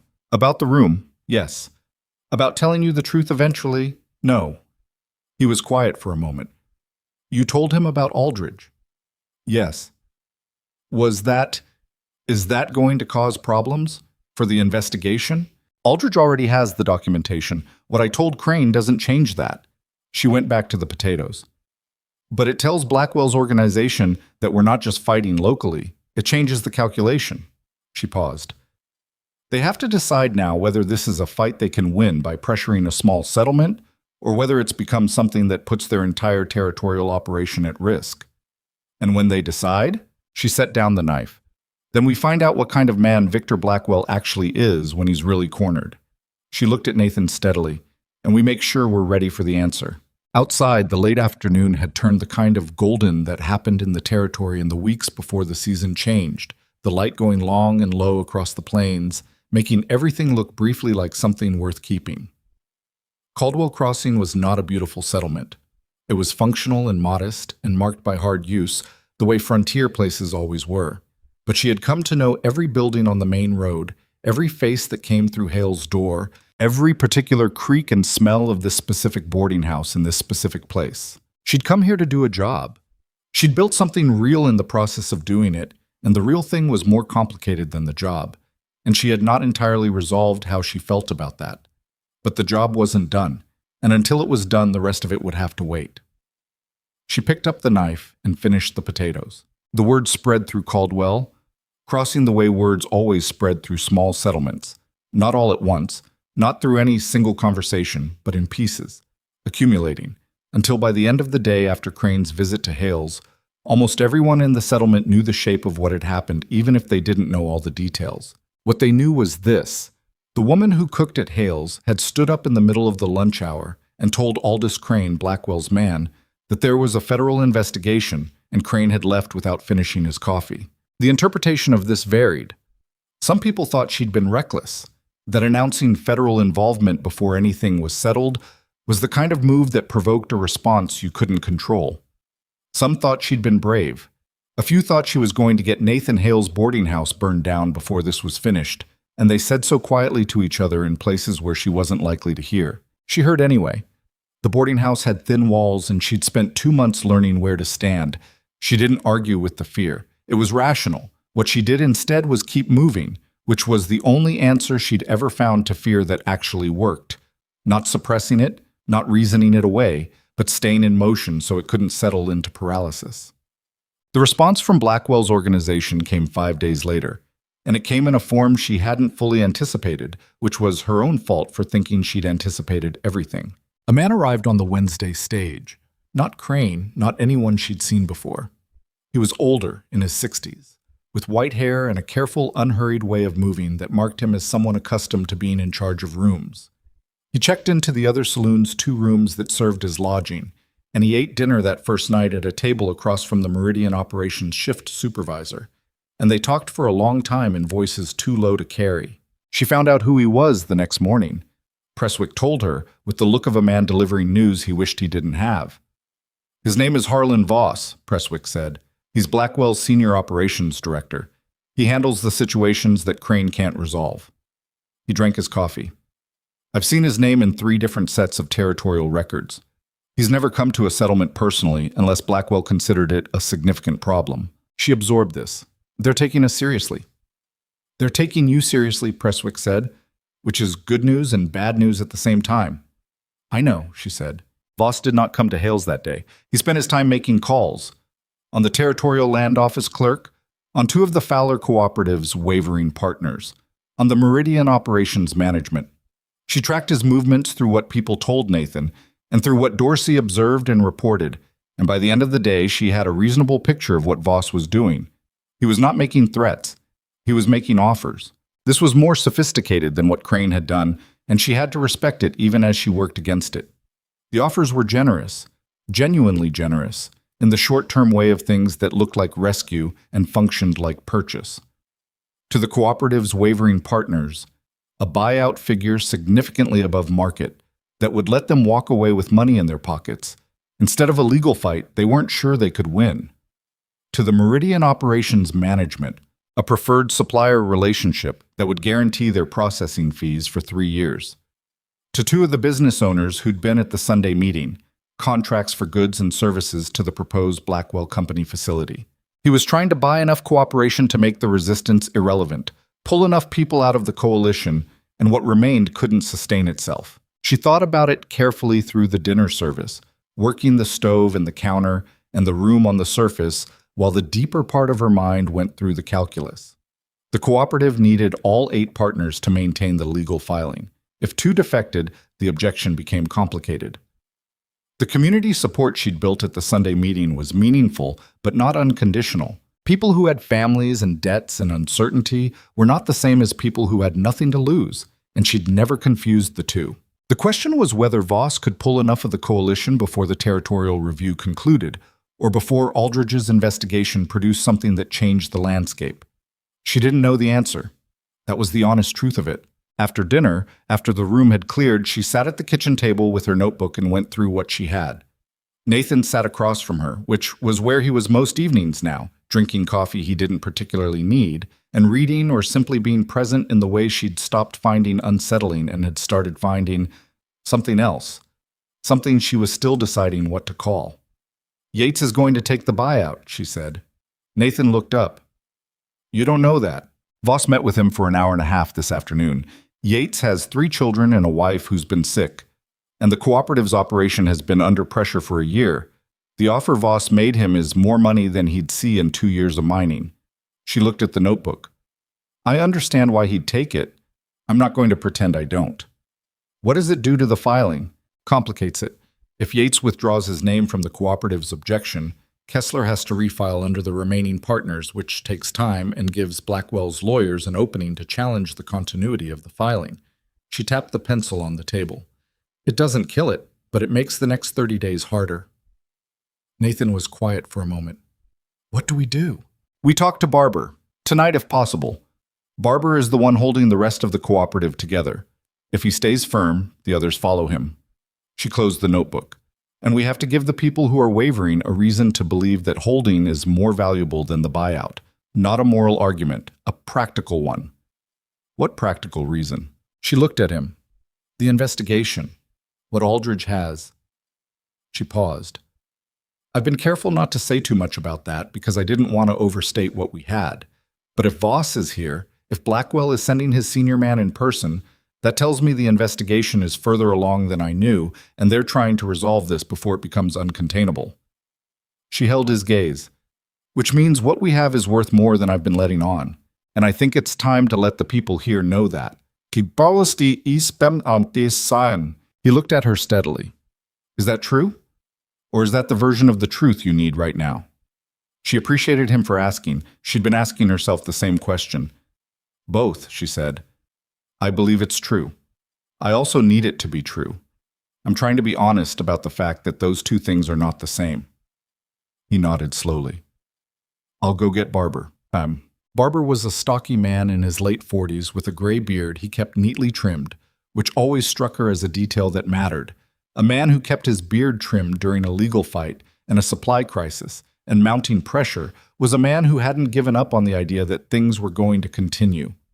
He came to the kitchen and sat down and put his hands on the table and looked at her with the direct, tired eyes of someone who'd been carrying weight for a long time and wanted to know whether there was an end in sight. She told him about Aldridge, more specifically than she'd told anyone except Nathan and Kessler. She told him about the 47 claims and the 12 procedural challenges and the pattern that emerged when you looked at all of them together. She told him that Margaret Dole's contact with Aldridge's office had been ongoing for 8 months, and that the documentation she and Kessler had assembled for Caldwell Crossing was not the beginning of an investigation, but an addition to one already significantly advanced. She told him that Voss's presence in the settlement was not a sign that Blackwell was winning. It was a sign that Blackwell was afraid. Barber listened to all of it without moving. When she finished, he was quiet for a moment. "How sure are you?" he said. "Not how sure do you want me to be. How sure are you?" Reasonably sure about the investigation being advanced. Less sure about the timeline. Not sure at all about the review board. She met his eyes. "I'm not going to tell you it's a certainty. It isn't. But I believe, genuinely believe, that if the people here hold for the next 30 to 45 days, the federal investigation will have produced enough to change the situation substantially." He looked at his hands. "Yates is going to take the offer." "Probably. The filing gets harder without him. Kessler says it's manageable. It's not ideal." Barber was quiet for a long time, long enough that she stopped trying to read his face and simply waited, because some decisions couldn't be hurried, and she knew it. "My family's been on this land for 9 years, he said finally. "Not this specific piece, but this territory. We moved from 3 other claims before this one, and every one of them we left because someone with more money than us decided they wanted it, and there was nothing we could do." He looked up. "I'm tired of leaving." "Then stay," she said. "Not because it's easy, because you're tired of leaving." He nodded once, a short, decisive nod, the kind that closed a chapter. "I'll hold the cooperative together, whatever Yates does." He stood. "You'd better be right about the federal thing." "I know," she said. Yates took the buyout on Friday. He came to tell her himself, which she hadn't expected, and which said something about him that she found she respected even while it made things harder. He stood in the kitchen doorway with his hat in his hands. They all stood in the kitchen doorway with their hats in their hands, she'd noticed, which said something about the kitchen and what it had become.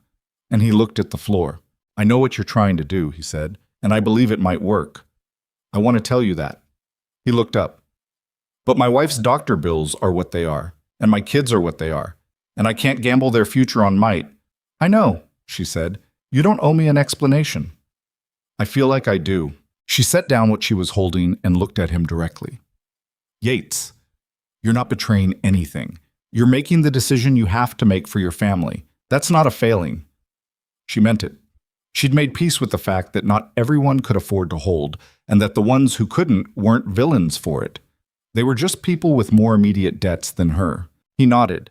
He looked relieved and ashamed in equal measure, which was an uncomfortable combination, and she understood it. "I hope it works out," he said. "I mean that." "So do I," she said. He left. She went back to work. Kessler refiled the objection under the 7 remaining partners 4 days later. He sent word that it had been accepted, with a notation that the change in filers had been registered and that Blackwell's lawyers had already submitted a response challenging the continuity. The review board had 30 days to rule on whether the challenge had merit. 30 days that were going to be the hardest 30 days. On the 3rd day of that window, Nathan's title challenge came to a head. He received a formal summons to appear before the Territorial Land Court, a traveling court that sat in the nearest county seat, 2 days' ride from Caldwell Crossing, within 15 days to respond to the contested deed claim. It was procedurally timed, she was almost certain, to pull Nathan out of the settlement at the same moment the cooperative's refiled objection was being decided. She and Nathan sat with Kessler that evening, and she watched Kessler's face carefully as he read the summons. "This is coordinated," Kessler said. "The timing is not accidental." "No," she said. "The title challenge itself is thin. The deed is clear, and I can demonstrate that in court." He set the summons down. "But the summons is real. He has to appear." "What if he doesn't go alone?" she said. Both men looked at her. "What if this becomes public? Not just in Caldwell Crossing, but in the county seat. The story of what's happening here, the cooperative, the pattern of filings, the federal investigation. What if the people in the county seat heard it before Nathan's hearing?" She looked at Kessler. "You have colleagues there, other attorneys. Are any of them the kind who'd find 47 fraudulent water rights claims interesting?" Kessler was quiet for a moment. "There's a man named Caldecott. He runs a territorial newsletter in addition to his practice. He's been antagonistic to consolidated land interests for years. He paused. He would find this very interesting. That Nathan doesn't ride to the county seat alone. He rides with a story that's already been told, to people who are already listening. She looked at Nathan. And I'll be here managing what happens in the settlement while you're gone. Nathan's jaw tightened slightly. I don't like leaving you here while Voss isn't going to do anything overt, she said. He's here to buy cooperation, not to cause trouble that would support the federal case against them. She looked at him steadily. I've been managing this since before you knew what was happening. I'll manage it for 10 days. He held her gaze for a moment. She could see him working through the argument and finding it sound and not being entirely happy about that. All right, he said, but Dorsey stays close. Dorsey's always close, she said, which was true. He'd taken to having his meals at the counter nearest the kitchen since Voss arrived, which she'd noticed and appreciated and hadn't commented on because commenting on it would have made him self-conscious about it. Well, Nathan left on a Monday morning with Kessler, who had decided to accompany him to the county seat, on the grounds that his client required representation, and also, she suspected, because Kessler had developed a genuine stake in the outcome that had surprised him. She watched the wagon go from the boarding house door, and then went back to the kitchen, because breakfast wasn't going to serve itself. The 10 days without Nathan were quieter than she expected and harder than she expected in ways that were unrelated to practical management. She ran the boarding house without difficulty. She'd been running it effectively for 2 months and knew every moving part. It was something else. Something about the absence of the end-of-day conversations, the kitchen at night with no one leaning against the counter. She noticed the absence more than she'd predicted she would, and she didn't entirely like what that noticing told her about herself. She stayed busy. On the 4th day, something happened that changed the texture of everything. A letter arrived, addressed to her, forwarded through Margaret Dole's address in the territorial capital. She recognized the official seal of the Federal Land Commissioner's office before she opened it. She read it standing in the kitchen, alone, in the middle of the afternoon. It was from Aldridge's deputy, a man named Forsyth. It was careful, legally measured language, the kind of language designed to say things without quite committing to them, which was its own form of information. What it said, stripped of its caution, was this. The investigation into Blackwell Resources' territorial filing practices had produced sufficient evidence to refer the matter to the federal land court. A formal complaint had been filed 4 days ago. Blackwell Resources was now operating under an investigative hold on all new claims in the territory pending the court's review. She read it twice. Then she sat down at the kitchen table, which she almost never did in the middle of the day. The investigative hold meant Blackwell couldn't file new claims. It didn't resolve the existing ones, those still had to go through the review process, but it stopped the expansion. It froze the operation. It made every official in the territory who'd been quietly cooperative with Blackwell's interests suddenly aware that the federal government was watching. She sat with this for about 5 minutes. Then she got up and found Dorsey.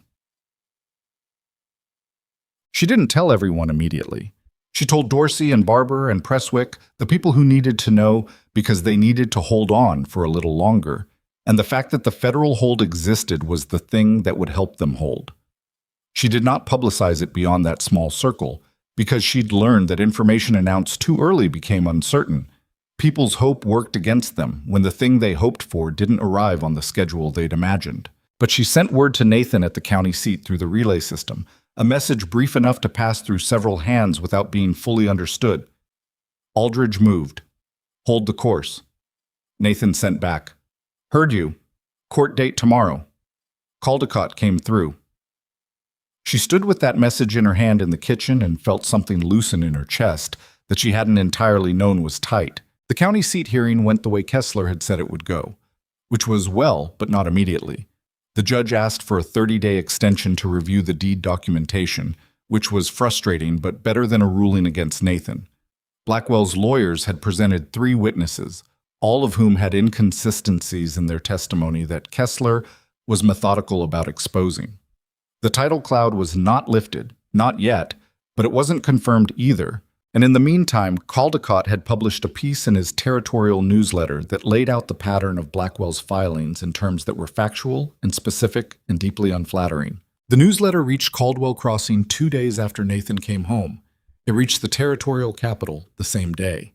It reached, Elena was told by Margaret Dole's next letter, the desk of 3 territorial legislators who'd been watching the federal investigation with increasing discomfort. Voss left the settlement without announcing he was leaving. He was simply gone one morning, his rooms at the saloon empty, no forwarding information. Crane followed him 3 days later. She didn't celebrate this. The departure of Blackwell's men from the settlement didn't mean the fight was over. The review board still had to rule. The title challenge was still pending. The federal court proceeding was in its early stages. But it meant the immediate pressure had shifted. The settlement had room to breathe.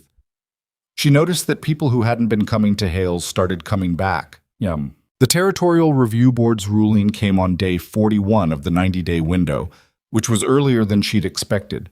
She was in the kitchen when Kessler came in. He'd been in Caldwell Crossing for 2 days, waiting, and she read his face before he said anything. It was the ruling she'd built the argument for. Prior continuous use established. Blackwell's filing voided. The cooperative's water rights confirmed. Kessler sat at the kitchen table and set the official paper in front of her, and she read it carefully, every word, the way she read everything that mattered. And when she looked up, he was watching her with the expression of a man who'd been in this profession long enough to know that outcomes like this were not common. 3 of the 5 board members ruled in favor, he said. The other 2 dissented. The majority opinion cited the prior use documentation specifically, the bill of sale, the surveyor's letter, and the informal registration. He paused. The documents Dorsey brought from the cooperative's files. The ones that were sitting in a box because nobody thought they were important, she said. Yes. He looked in the paper. The dissenting opinion is interesting. It argues that the continuous use standard should be interpreted under the revised statute, not the original, which is exactly the argument Blackwell's lawyers made. Which means 2 board members were making Blackwell's argument, which means exactly that. He folded his hands. I've sent a copy of the ruling and both opinions to Forsyth at Aldridge's office. The dissenting opinion will be relevant to the federal proceeding. She nodded. She felt something that was not quite victory. It was more contained than that, more careful. The ruling was real, and it mattered, and the cooperative could keep their water. But she'd been in this long enough to know that each step that went right made her more afraid of the step that hadn't happened yet, not less. She brought the ruling to Barber first, then to the other cooperative partners, then to the Sunday meeting group who'd been holding for 6 weeks without knowing whether any of it was going to mean anything. Barber read it at his kitchen table, and his wife stood behind him reading over his shoulder, and when he looked up, his eyes were bright in a way she turned away from giving him, because that was private. It's real, he said. It's real, she said. It still has to hold through any appeal Blackwell files. But they'd be appealing a ruled decision, not just a filing. That's a significantly harder legal position for them. Will they appeal? She thought about it honestly. I don't know. The federal investigation changes the calculation. Appealing a water rights decision while the federal court is examining your filing practices for fraud is the kind of thing that draws attention to both proceedings simultaneously. She paused. If I were advising Blackwell, I would tell him not to appeal. And if he doesn't take that advice, then we defend it. With the ruling in hand and the federal investigation running, we defend it from a much stronger position than we had 6 weeks ago. Barber's wife, whose name was Clara, and who had been quietly present at several of the harder conversations without ever being invited and always being appropriate, said, "What about your family's land?" Elena looked at her. She'd been surprised that Clara knew about that. She'd told it to very few people, but she didn't show the surprise. That's a separate proceeding. The federal case covers all of Blackwell's territorial operations, which includes the original claim against my family's ranch. She paused. I won't see a resolution on that quickly. The federal court moves slowly, but the hold on Blackwell's operations means no one else can be moved off that land while the case is pending. Is there anyone still on it? Clara asked. Your land? A Blackwell subsidiary has been running a small grazing operation there for 2 years. She kept her voice level. Once the federal ruling comes down, if it comes down the way the evidence suggests it should, the fraudulent transfer that took it will be voided. It comes back. Clara nodded. She had the matter-of-fact expression of a frontier woman who had learned that practical realities were better faced practically, Not because she didn't feel them, but because feeling them all the way down every time would have made daily function impossible. "Then you'll have somewhere to go," she said, and there was nothing dismissive in it, just an acknowledgement of facts. "Yes," Elena said. "Then I will." Tutam. Nathan was the one who found out about the title ruling. He came into the kitchen in the early evening of the day the letter arrived from the county seat, and he set the paper on the counter, and she read it, and he watched her read it. The judge had ruled against the title challenge. The deed was confirmed, the competing claim dismissed. The boarding house was Nathan's, unambiguously and without condition. It was a smaller ruling than the cooperative's water rights decision, but it was not a small thing to Nathan. She could see that. He'd built this place over 8 years, and the possibility of losing it to a manufactured legal dispute had been sitting on him in a specific way that she'd observed without commenting on, because some weights you carried alone until you didn't have to. "Clean," she said. "Yeah." He leaned on the counter. He looked tired in the particular way of someone who'd been holding themselves together under pressure for weeks and had just been given permission to relax slightly, which the body didn't always know how to do immediately. She poured him coffee.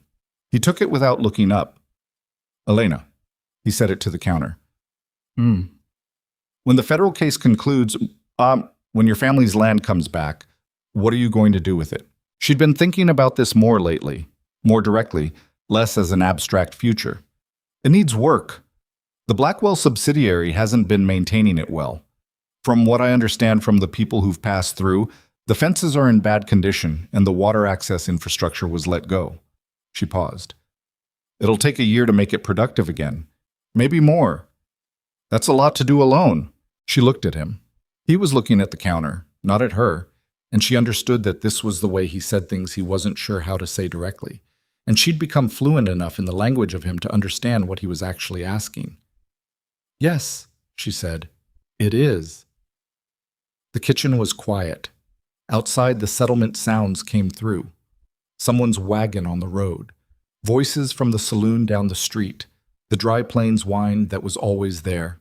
"I'm not going anywhere," she said. "Not yet. There's still the federal proceeding, and the cooperative needs watching until Blackwell's appeal period closes, and—" She stopped. "And I'm not ready to go." He looked up then. She held his gaze. "Okay," he said quietly. "Just that." She turned back to the stove. The potatoes needed attention, and the bread was close to ready, and there were 8 men coming in for dinner in half an hour. And the life of the boarding house went on around them the way it always did, absorbing the significant moments into its ordinary rhythm, making room for them without making a ceremony of them. She was still afraid of the federal proceeding, of Blackwell's capacity for retaliation, of the gap between what she'd built here and the uncertainty of what came next. Fear didn't go away when things got better. It just reorganized itself around smaller things. But the cooperative had their water. Nathan had his deed. Blackwell's expansion was frozen. The pattern that had swallowed her family's ranch 5 years ago was being documented and named in a federal court, and the woman who had arrived in Caldwell Crossing with $11 and a notebook and a determination she hadn't been sure was going to be enough was still standing in the same kitchen where she'd started, making bread and keeping accounts and watching the shape of things with the particular attention she'd developed out of necessity and had come to think of as simply the way she moved through the world. The potatoes were done. She plated them and carried them out to the counter, and the dinner service began, the same as every other night and not the same at all. The federal court's preliminary ruling came on a Tuesday in late autumn, and it arrived not with fanfare but with the quiet, procedural weight of a document that had been a long time in preparation and knew it didn't need to announce itself dramatically to matter. Kessler brought it to the boarding house in person. He'd ridden from the territorial capital in 2 days, which was faster than his usual pace, and told her everything she needed to know about what was in the document before she read a word of it. He sat at the kitchen table and set it in front of her, and folded his hands and waited while she read. And this time she sat down first, because she'd learned enough about herself over the past months to know that this was news she wanted to receive from a chair. The federal land court had found sufficient evidence of systematic fraud in Blackwell Resources' territorial filing practices to issue a comprehensive injunction against the company's operations across all 4 territories where it held claims. All pending claims were suspended. All claims finalized in the past 5 years were subject to mandatory review. Any claim found to have been established through the suppression or circumvention of prior use rights was to be voided and the property returned to its pre-claim status. She read that last part twice.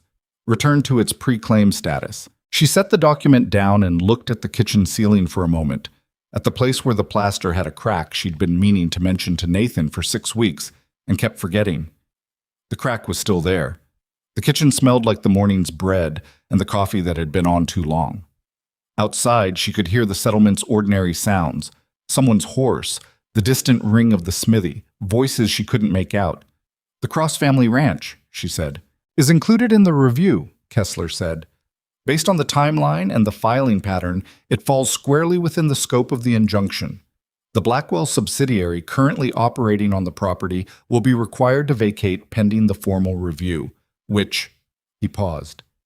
Given the evidence we submitted and the timeline involved, I expect will conclude in your favor. I can't promise that, but I expect it.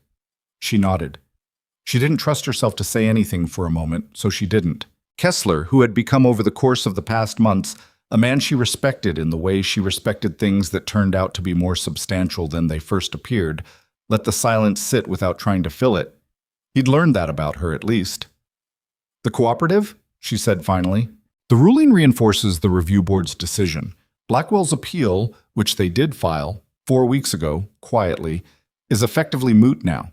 You can't appeal a territorial water rights decision in one court while a federal court is voiding the underlying claim in another. He unfolded his hands. Barber and the others are safe. She stood up and went to the stove and checked the bread that didn't need checking, because she needed something to do with her hands while she put herself back together in the way you had to put yourself back together when something you'd worked toward for 3 years became real, and reality turned out to weigh more than anticipation. What about Victor Blackwell personally? She said. The federal complaint names him individually, along with 6 of his senior officers. The court will determine personal liability separately from the corporate dissolution. Kessler was careful with his words here, which she understood. A man in his profession had to be. The evidence is substantial. Whether it results in criminal referral or civil penalties, I genuinely don't know. But the days of Blackwell Resources operating in this territory are over. The days of Blackwell operating anywhere the way he's been operating are over. She turned around. That's enough, she said.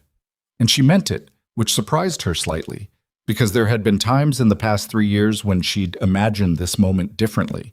Imagined needing it to be more conclusive, more final, something that would close the thing inside her that had been open since she was 19 years old and watching her father walk through his own house like a man already gone. But this was enough. The land coming back was enough. The cooperative having their water was enough. The pattern being named and stopped and documented so that the next settlement in the next corridor wouldn't go through what Caldwell Crossing had almost gone through. That was enough.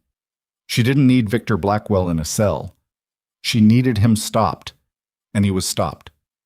Thank you, she said to Kessler, for everything you did.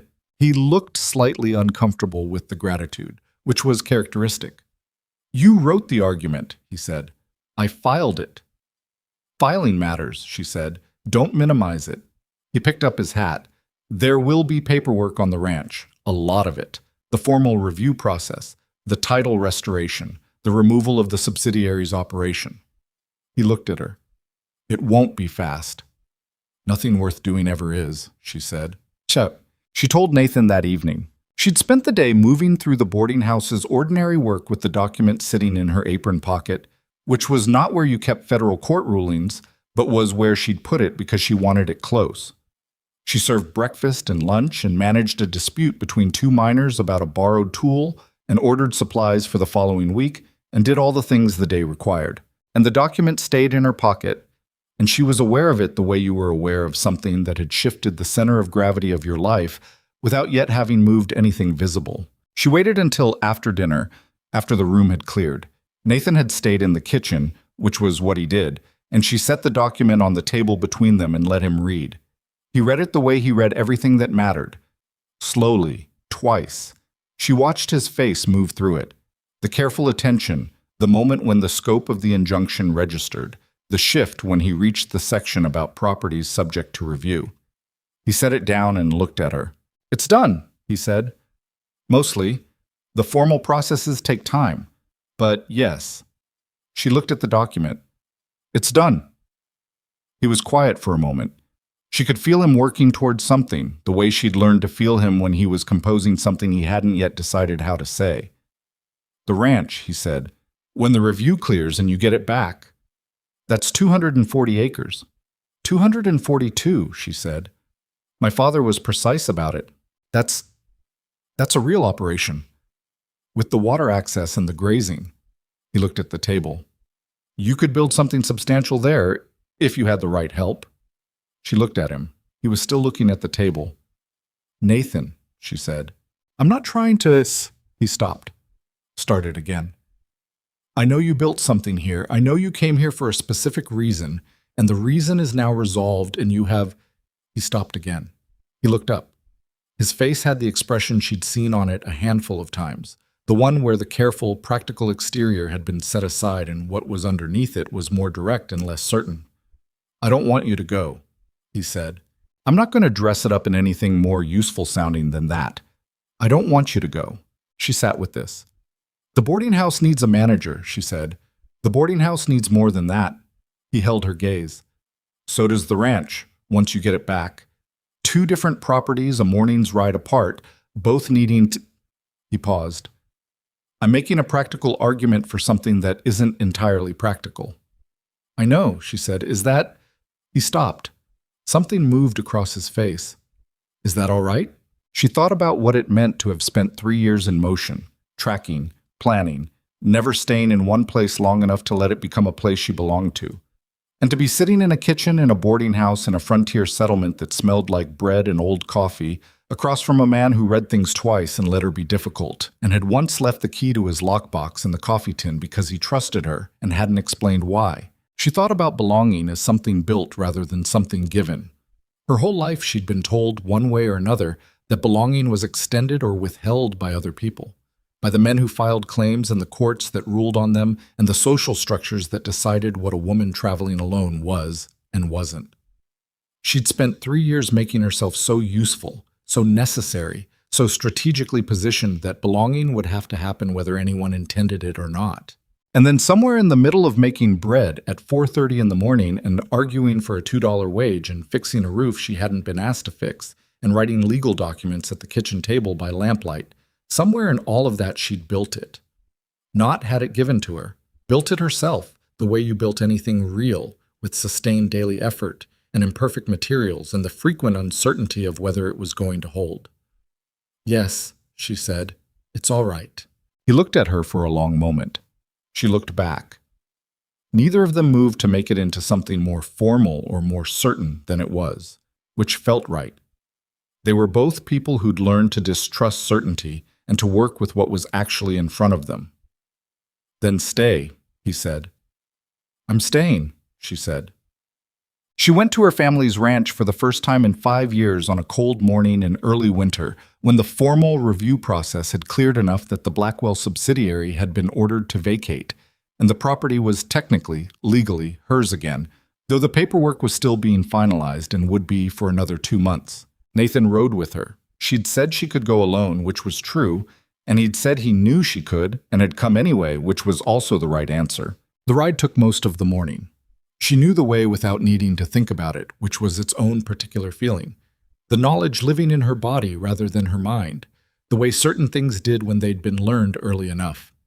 The plains grass was brown and dry in the winter cold, the sky the high, pale blue of the territory in the months before snow. She didn't talk much on the ride. Nathan didn't push her to. When the ranch came into sight, she pulled up her horse and stopped. It was smaller than she remembered. That was the first thing. Not because it had shrunk. She understood intellectually that it was her own scale that had changed, 5 years of an adult life imposing itself on a childhood perception, but knowing that didn't make the adjustment any less strange. The main house was there, a low timber structure with a covered porch that her father had built himself over 2 summers, working on it in the evenings after everything else was done. The outbuildings were there, though one of the smaller ones had lost part of its roof and hadn't been repaired. The fencing she could see was in poor condition, which Kessler had warned her about. The water access she knew from the legal documents was intact, The creek that ran along the eastern boundary had not been diverted. Whatever else the Blackwell subsidiary had or hadn't done, they'd used the water, which meant they'd maintained the infrastructure that delivered it, if nothing else. "How does it look?" Nathan said beside her. "Like it needs work," she said. "Yes, the bones are good." She looked at the house. The house is structurally sound based on what the inspector reported. The fencing needs replacing on the west side, the roof on the small outbuilding. She stopped. She was making a list because lists were what she did when she needed to put something at a manageable distance. She stopped making the list. "My father built that porch," she said. "He was not a good carpenter. He would have been the first to tell you. It took him 2 summers, and he rebuilt the steps 3 times because he kept getting the angle wrong." She looked at it. The porch was still there. The steps still had the slight irregularity that came from a non-carpenter's careful, repeated attempt to get something right. He was very proud of it when he finished. Nathan didn't say anything. He just sat on his horse beside her and let her have what she was having. She'd cried for her father when he died in the specific way of grief that doesn't wait for a convenient moment. At night, alone, in the succession of rented rooms and borrowed spaces that had been her life in the first year after. She'd cried and then she'd gotten practical, because grief and practicality were not opposites, and she'd never believed they were. You could feel a thing completely and still decide what to do next. The feeling didn't diminish the decision, and the decision didn't diminish the feeling. But standing here now, looking at the steps her father had built 3 times to get right, she felt something she hadn't quite felt in the years of planning and working toward this moment. Something that wasn't grief exactly, and wasn't relief exactly, and was maybe just the weight of 5 years resolving itself into a single point. The knowledge that what had been taken was coming back, that the taking hadn't been the end of the story. She clicked her horse forward and rode down to the house. She walked through every room. Nathan waited on the porch. She'd asked him to, not to be alone with her grief, but because some rooms were yours first, before they could be shared, and he'd understood without requiring explanation. The house had been used practically and without care. The Blackwell subsidiary's workers had treated it as what it was to them: temporary shelter, a functional space, nothing more. But her father's things were not there anymore, which she'd known, and which was still a different thing to walk through than to know. The room that had been hers was bare. The kitchen was bare in the particular way of kitchens that have been used for meals without being used for cooking, a distinction she understood intimately. She stood in the kitchen for a long time. This room, and the one in Caldwell Crossing, had the same basic architecture: a stove, a counter, a window. But they were entirely different in the way that mattered, and she understood for the first time standing in this one that what she'd built in the Hales kitchen wasn't a substitute for this one. It was something independent. Something that existed because she'd made it exist, not because circumstance had placed her in it. She went back out to the porch. Nathan looked at her. She looked at the property. The winter-brown grass, the creek's distant line of cottonwoods, the outbuildings that needed work, the fence line that needed replacing. "It needs a year," she said. "At least. We can start in spring, when the ground's workable." He'd been thinking about it on the ride, she could tell. He had the look of someone who'd been running through logistics. The fence on the west side is the priority. Without that, the grazing's not usable. The water infrastructure first. If the creek access is solid, the rest can follow. She looked at the steps her father had built. "I want to fix those steps properly." "I can help with that. My father couldn't get the angle right. He rebuilt them 3 times. I've built a few steps." She looked at him. He had a slight, careful expression. Not a smile exactly, something quieter, the expression of a man who knew he was being led into something and was trying not to handle it clumsily. "I know you have," she said, and then because she didn't have a better way to say what she wanted to say, and he deserved the directness, "Thank you for coming today." "You'd have come alone," he said, "but you shouldn't have had to." She turned back to the property and looked at it for a while, the two of them standing on the porch in the cold winter light. And she thought about what it meant to be in a place and know you were going to do the work to make it right. The following months were not easy, because the things worth doing rarely are. There was the ongoing federal proceeding, which moved the way federal proceedings moved. Steadily and without hurry, through stages she tracked in letters from Kessler and Margaret Dole, and eventually from Forsyth at Aldridge's office directly. Victor Blackwell contested the injunction personally, through his own attorneys, and lost the first challenge and filed again, which was the behavior of a man who had spent decades being the largest force in any given room and could not entirely metabolize the experience of finding himself on the losing side of something. She followed this with the attention she'd always given to his operations, but the quality of the attention was different now. She was watching something conclude rather than watching something to find the opening in it. In March, the formal title restoration for the Cross family ranch was completed and filed in the territorial record. Her name was on the deed. Hers alone, which was not the way it had been before. It had been her father's name before. And then no name she recognized. And the particular weight of seeing her own name attached to that land, in official ink, in the territorial record, was a thing she didn't entirely know what to do with for several days. She pinned the document above the kitchen table in the ranch house, which she'd been slowly making habitable through the late winter months, riding out from Caldwell Crossing 2 or 3 times a week when the boarding house could spare her. Nathan had come on most of those rides. They'd replaced the fence on the west side through March, working on weekends when the boarding house ran without them, with Dorsey managing the room in a way that suggested he'd been watching how Elena did it for months and had learned more than he'd let on. The steps on the porch she and Nathan fixed together on a Saturday in early April, when the ground had softened and the cottonwoods along the creek had started showing the first pale suggestion of leaves. Nathan had been right that he knew how to build steps. He measured twice and cut once, and the angle was right the first time, which should have been straightforwardly practical, but which she found she had to take a moment with, standing at the edge of the porch with the sound of the creek coming through the warming air. "They're good steps," she said. "They're just steps," he said, but not dismissively, just practically, in the way of someone who understood that sometimes the thing being discussed wasn't only the thing being discussed. "My father would have appreciated them," she said. "I know." She looked at him. He was still crouched by the bottom step, checking the fitting, not making a performance of what was happening.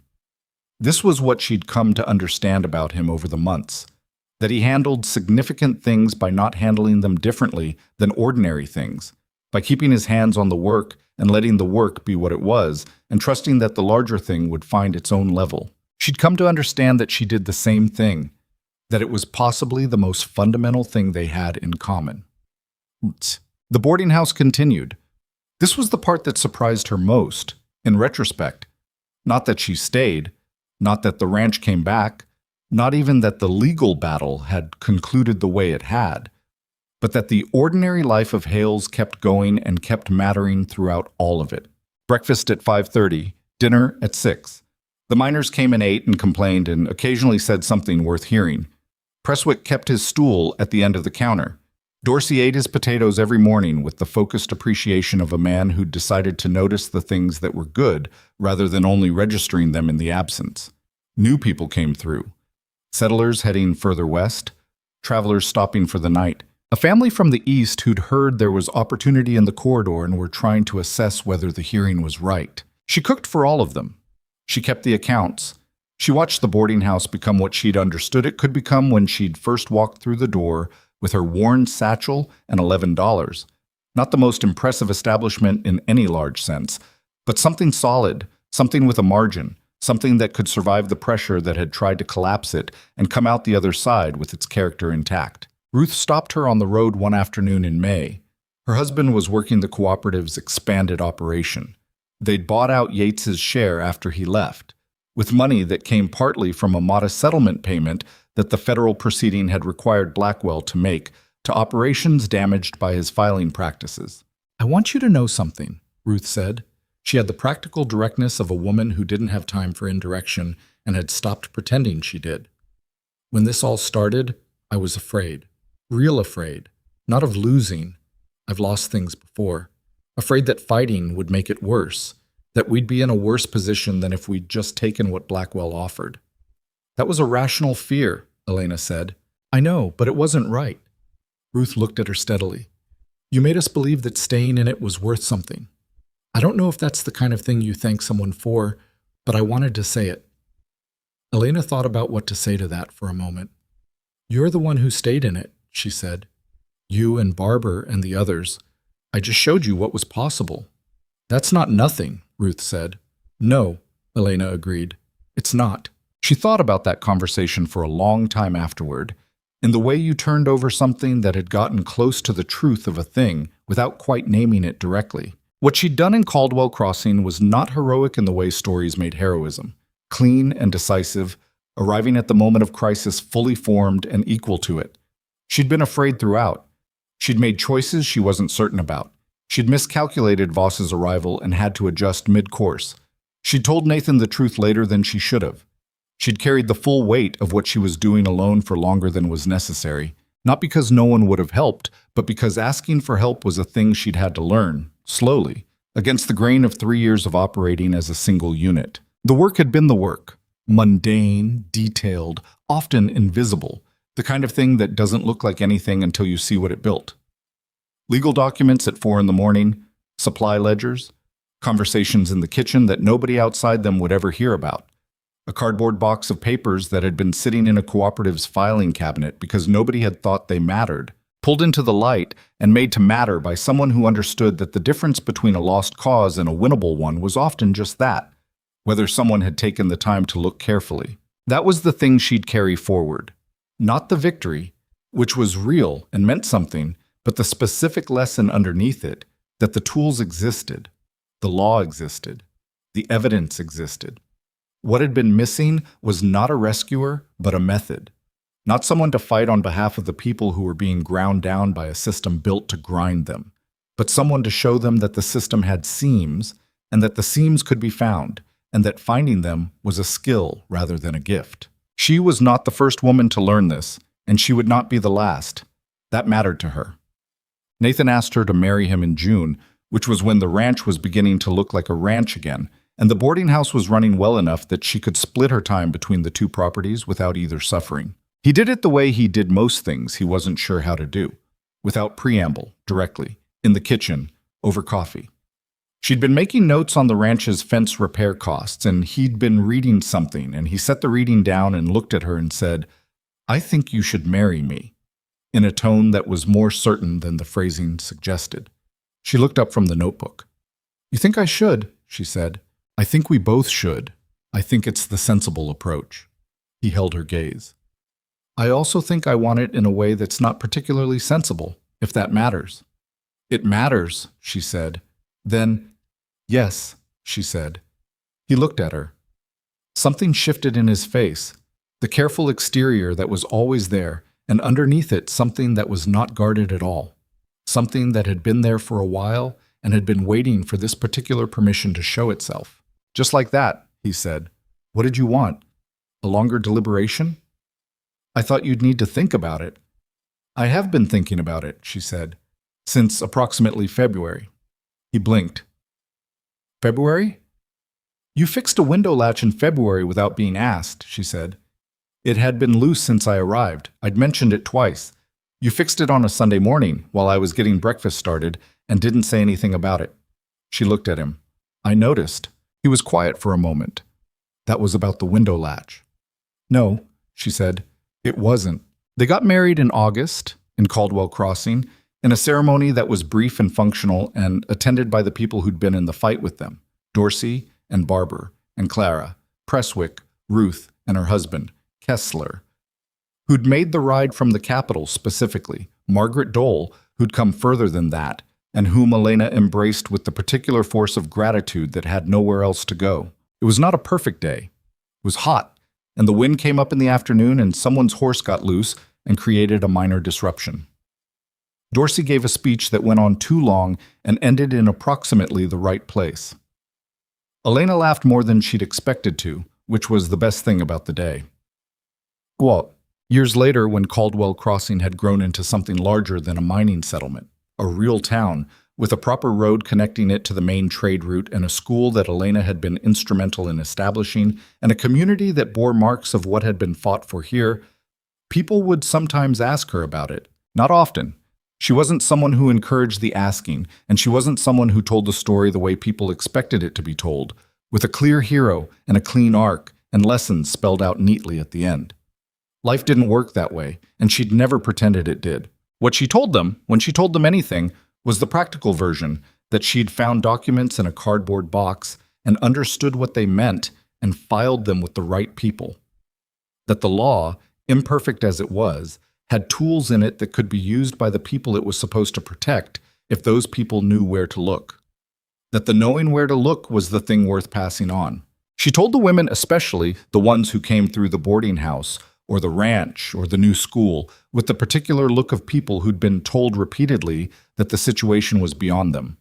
She told them about the cardboard box, about the bill of sale and the surveyor's letter, and the informal registration that had been sitting in a filing cabinet for 5 years because nobody had thought to look, about the territorial statute and the grandfather provision on page 9, footnoted that Kessler had missed until she'd shown him. She told them that being underestimated had costs and also uses, and that the second one was worth understanding even when the first one was infuriating.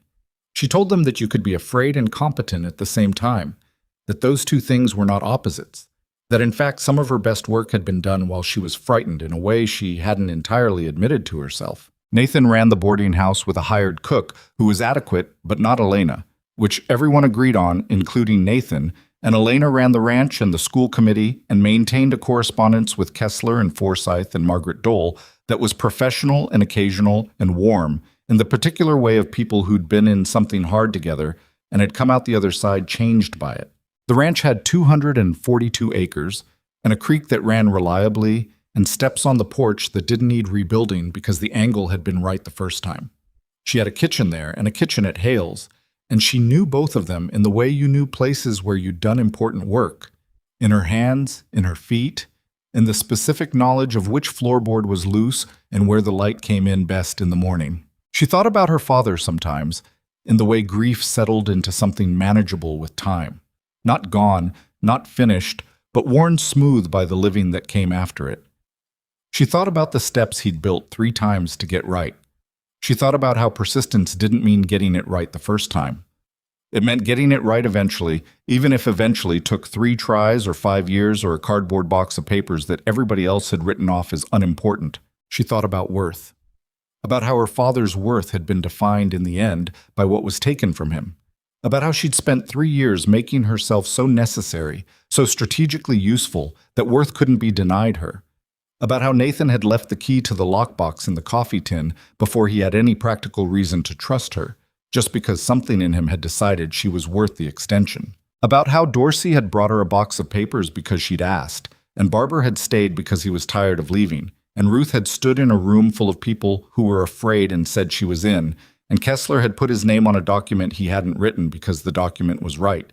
And Margaret Dole had spent 8 months feeding information to a federal official because it needed doing, regardless of whether it worked. Worth wasn't assigned. That was the thing. It wasn't given or withheld by whoever had the most power in the room.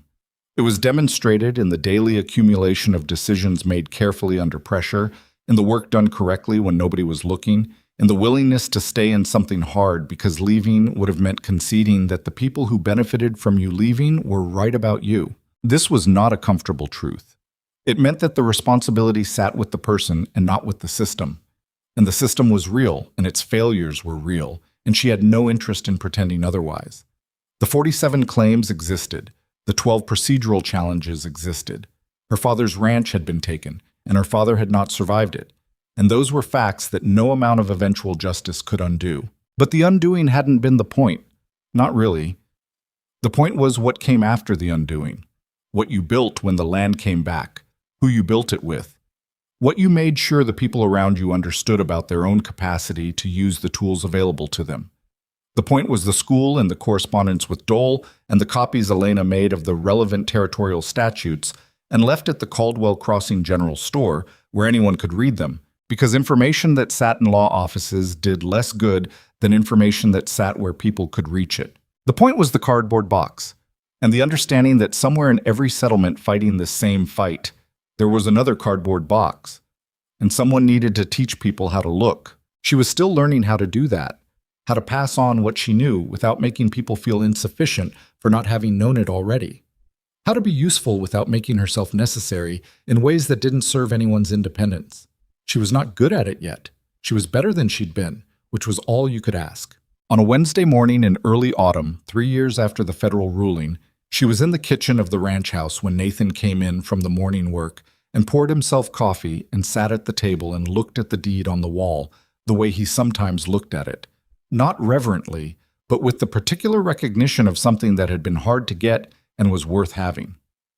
"Barber's son wants to apprentice at the boarding house," he said. "Learn the accounts." "He's 14, she said. "You were 19 when you started learning." She thought about that. "Send him to me on Saturdays. I'll start him on the ledger." Nathan looked at her. "You're going to teach him everything you know." "I'm going to teach him what's useful," she said. "It's not the same thing." "Close enough." She poured her own coffee and sat across from him and looked out the window at the ranch. The repaired fence line, the outbuildings with their fixed roofs, the creek's cottonwoods going gold in the early autumn, the steps on the porch that had been right the first time. There was always more to do. The fence needed checking on the north side. The school committee had a meeting Thursday that she'd been asked to chair. There were 3 letters on the table she hadn't answered yet. She would do all of it. Not because she was built for it, not because it was easy, but because it was what there was to do, and because the doing was what she was made of, the same way everyone was made of the thing they chose to keep going back to. She drank her coffee. The morning light came through the window and fell on the table between them, and outside the creek ran the way it had always run, steady, reliable, indifferent to everything that had been fought over it, and the frontier went on being what it was, hard and wide, and full of the particular possibility that comes not from perfection, but from the willingness to remain in an imperfect place and make something of it anyway. She was home, not because it had been handed back to her, because she had taken the time to understand what taking it back required, and had done that work. And the work had been the point all along,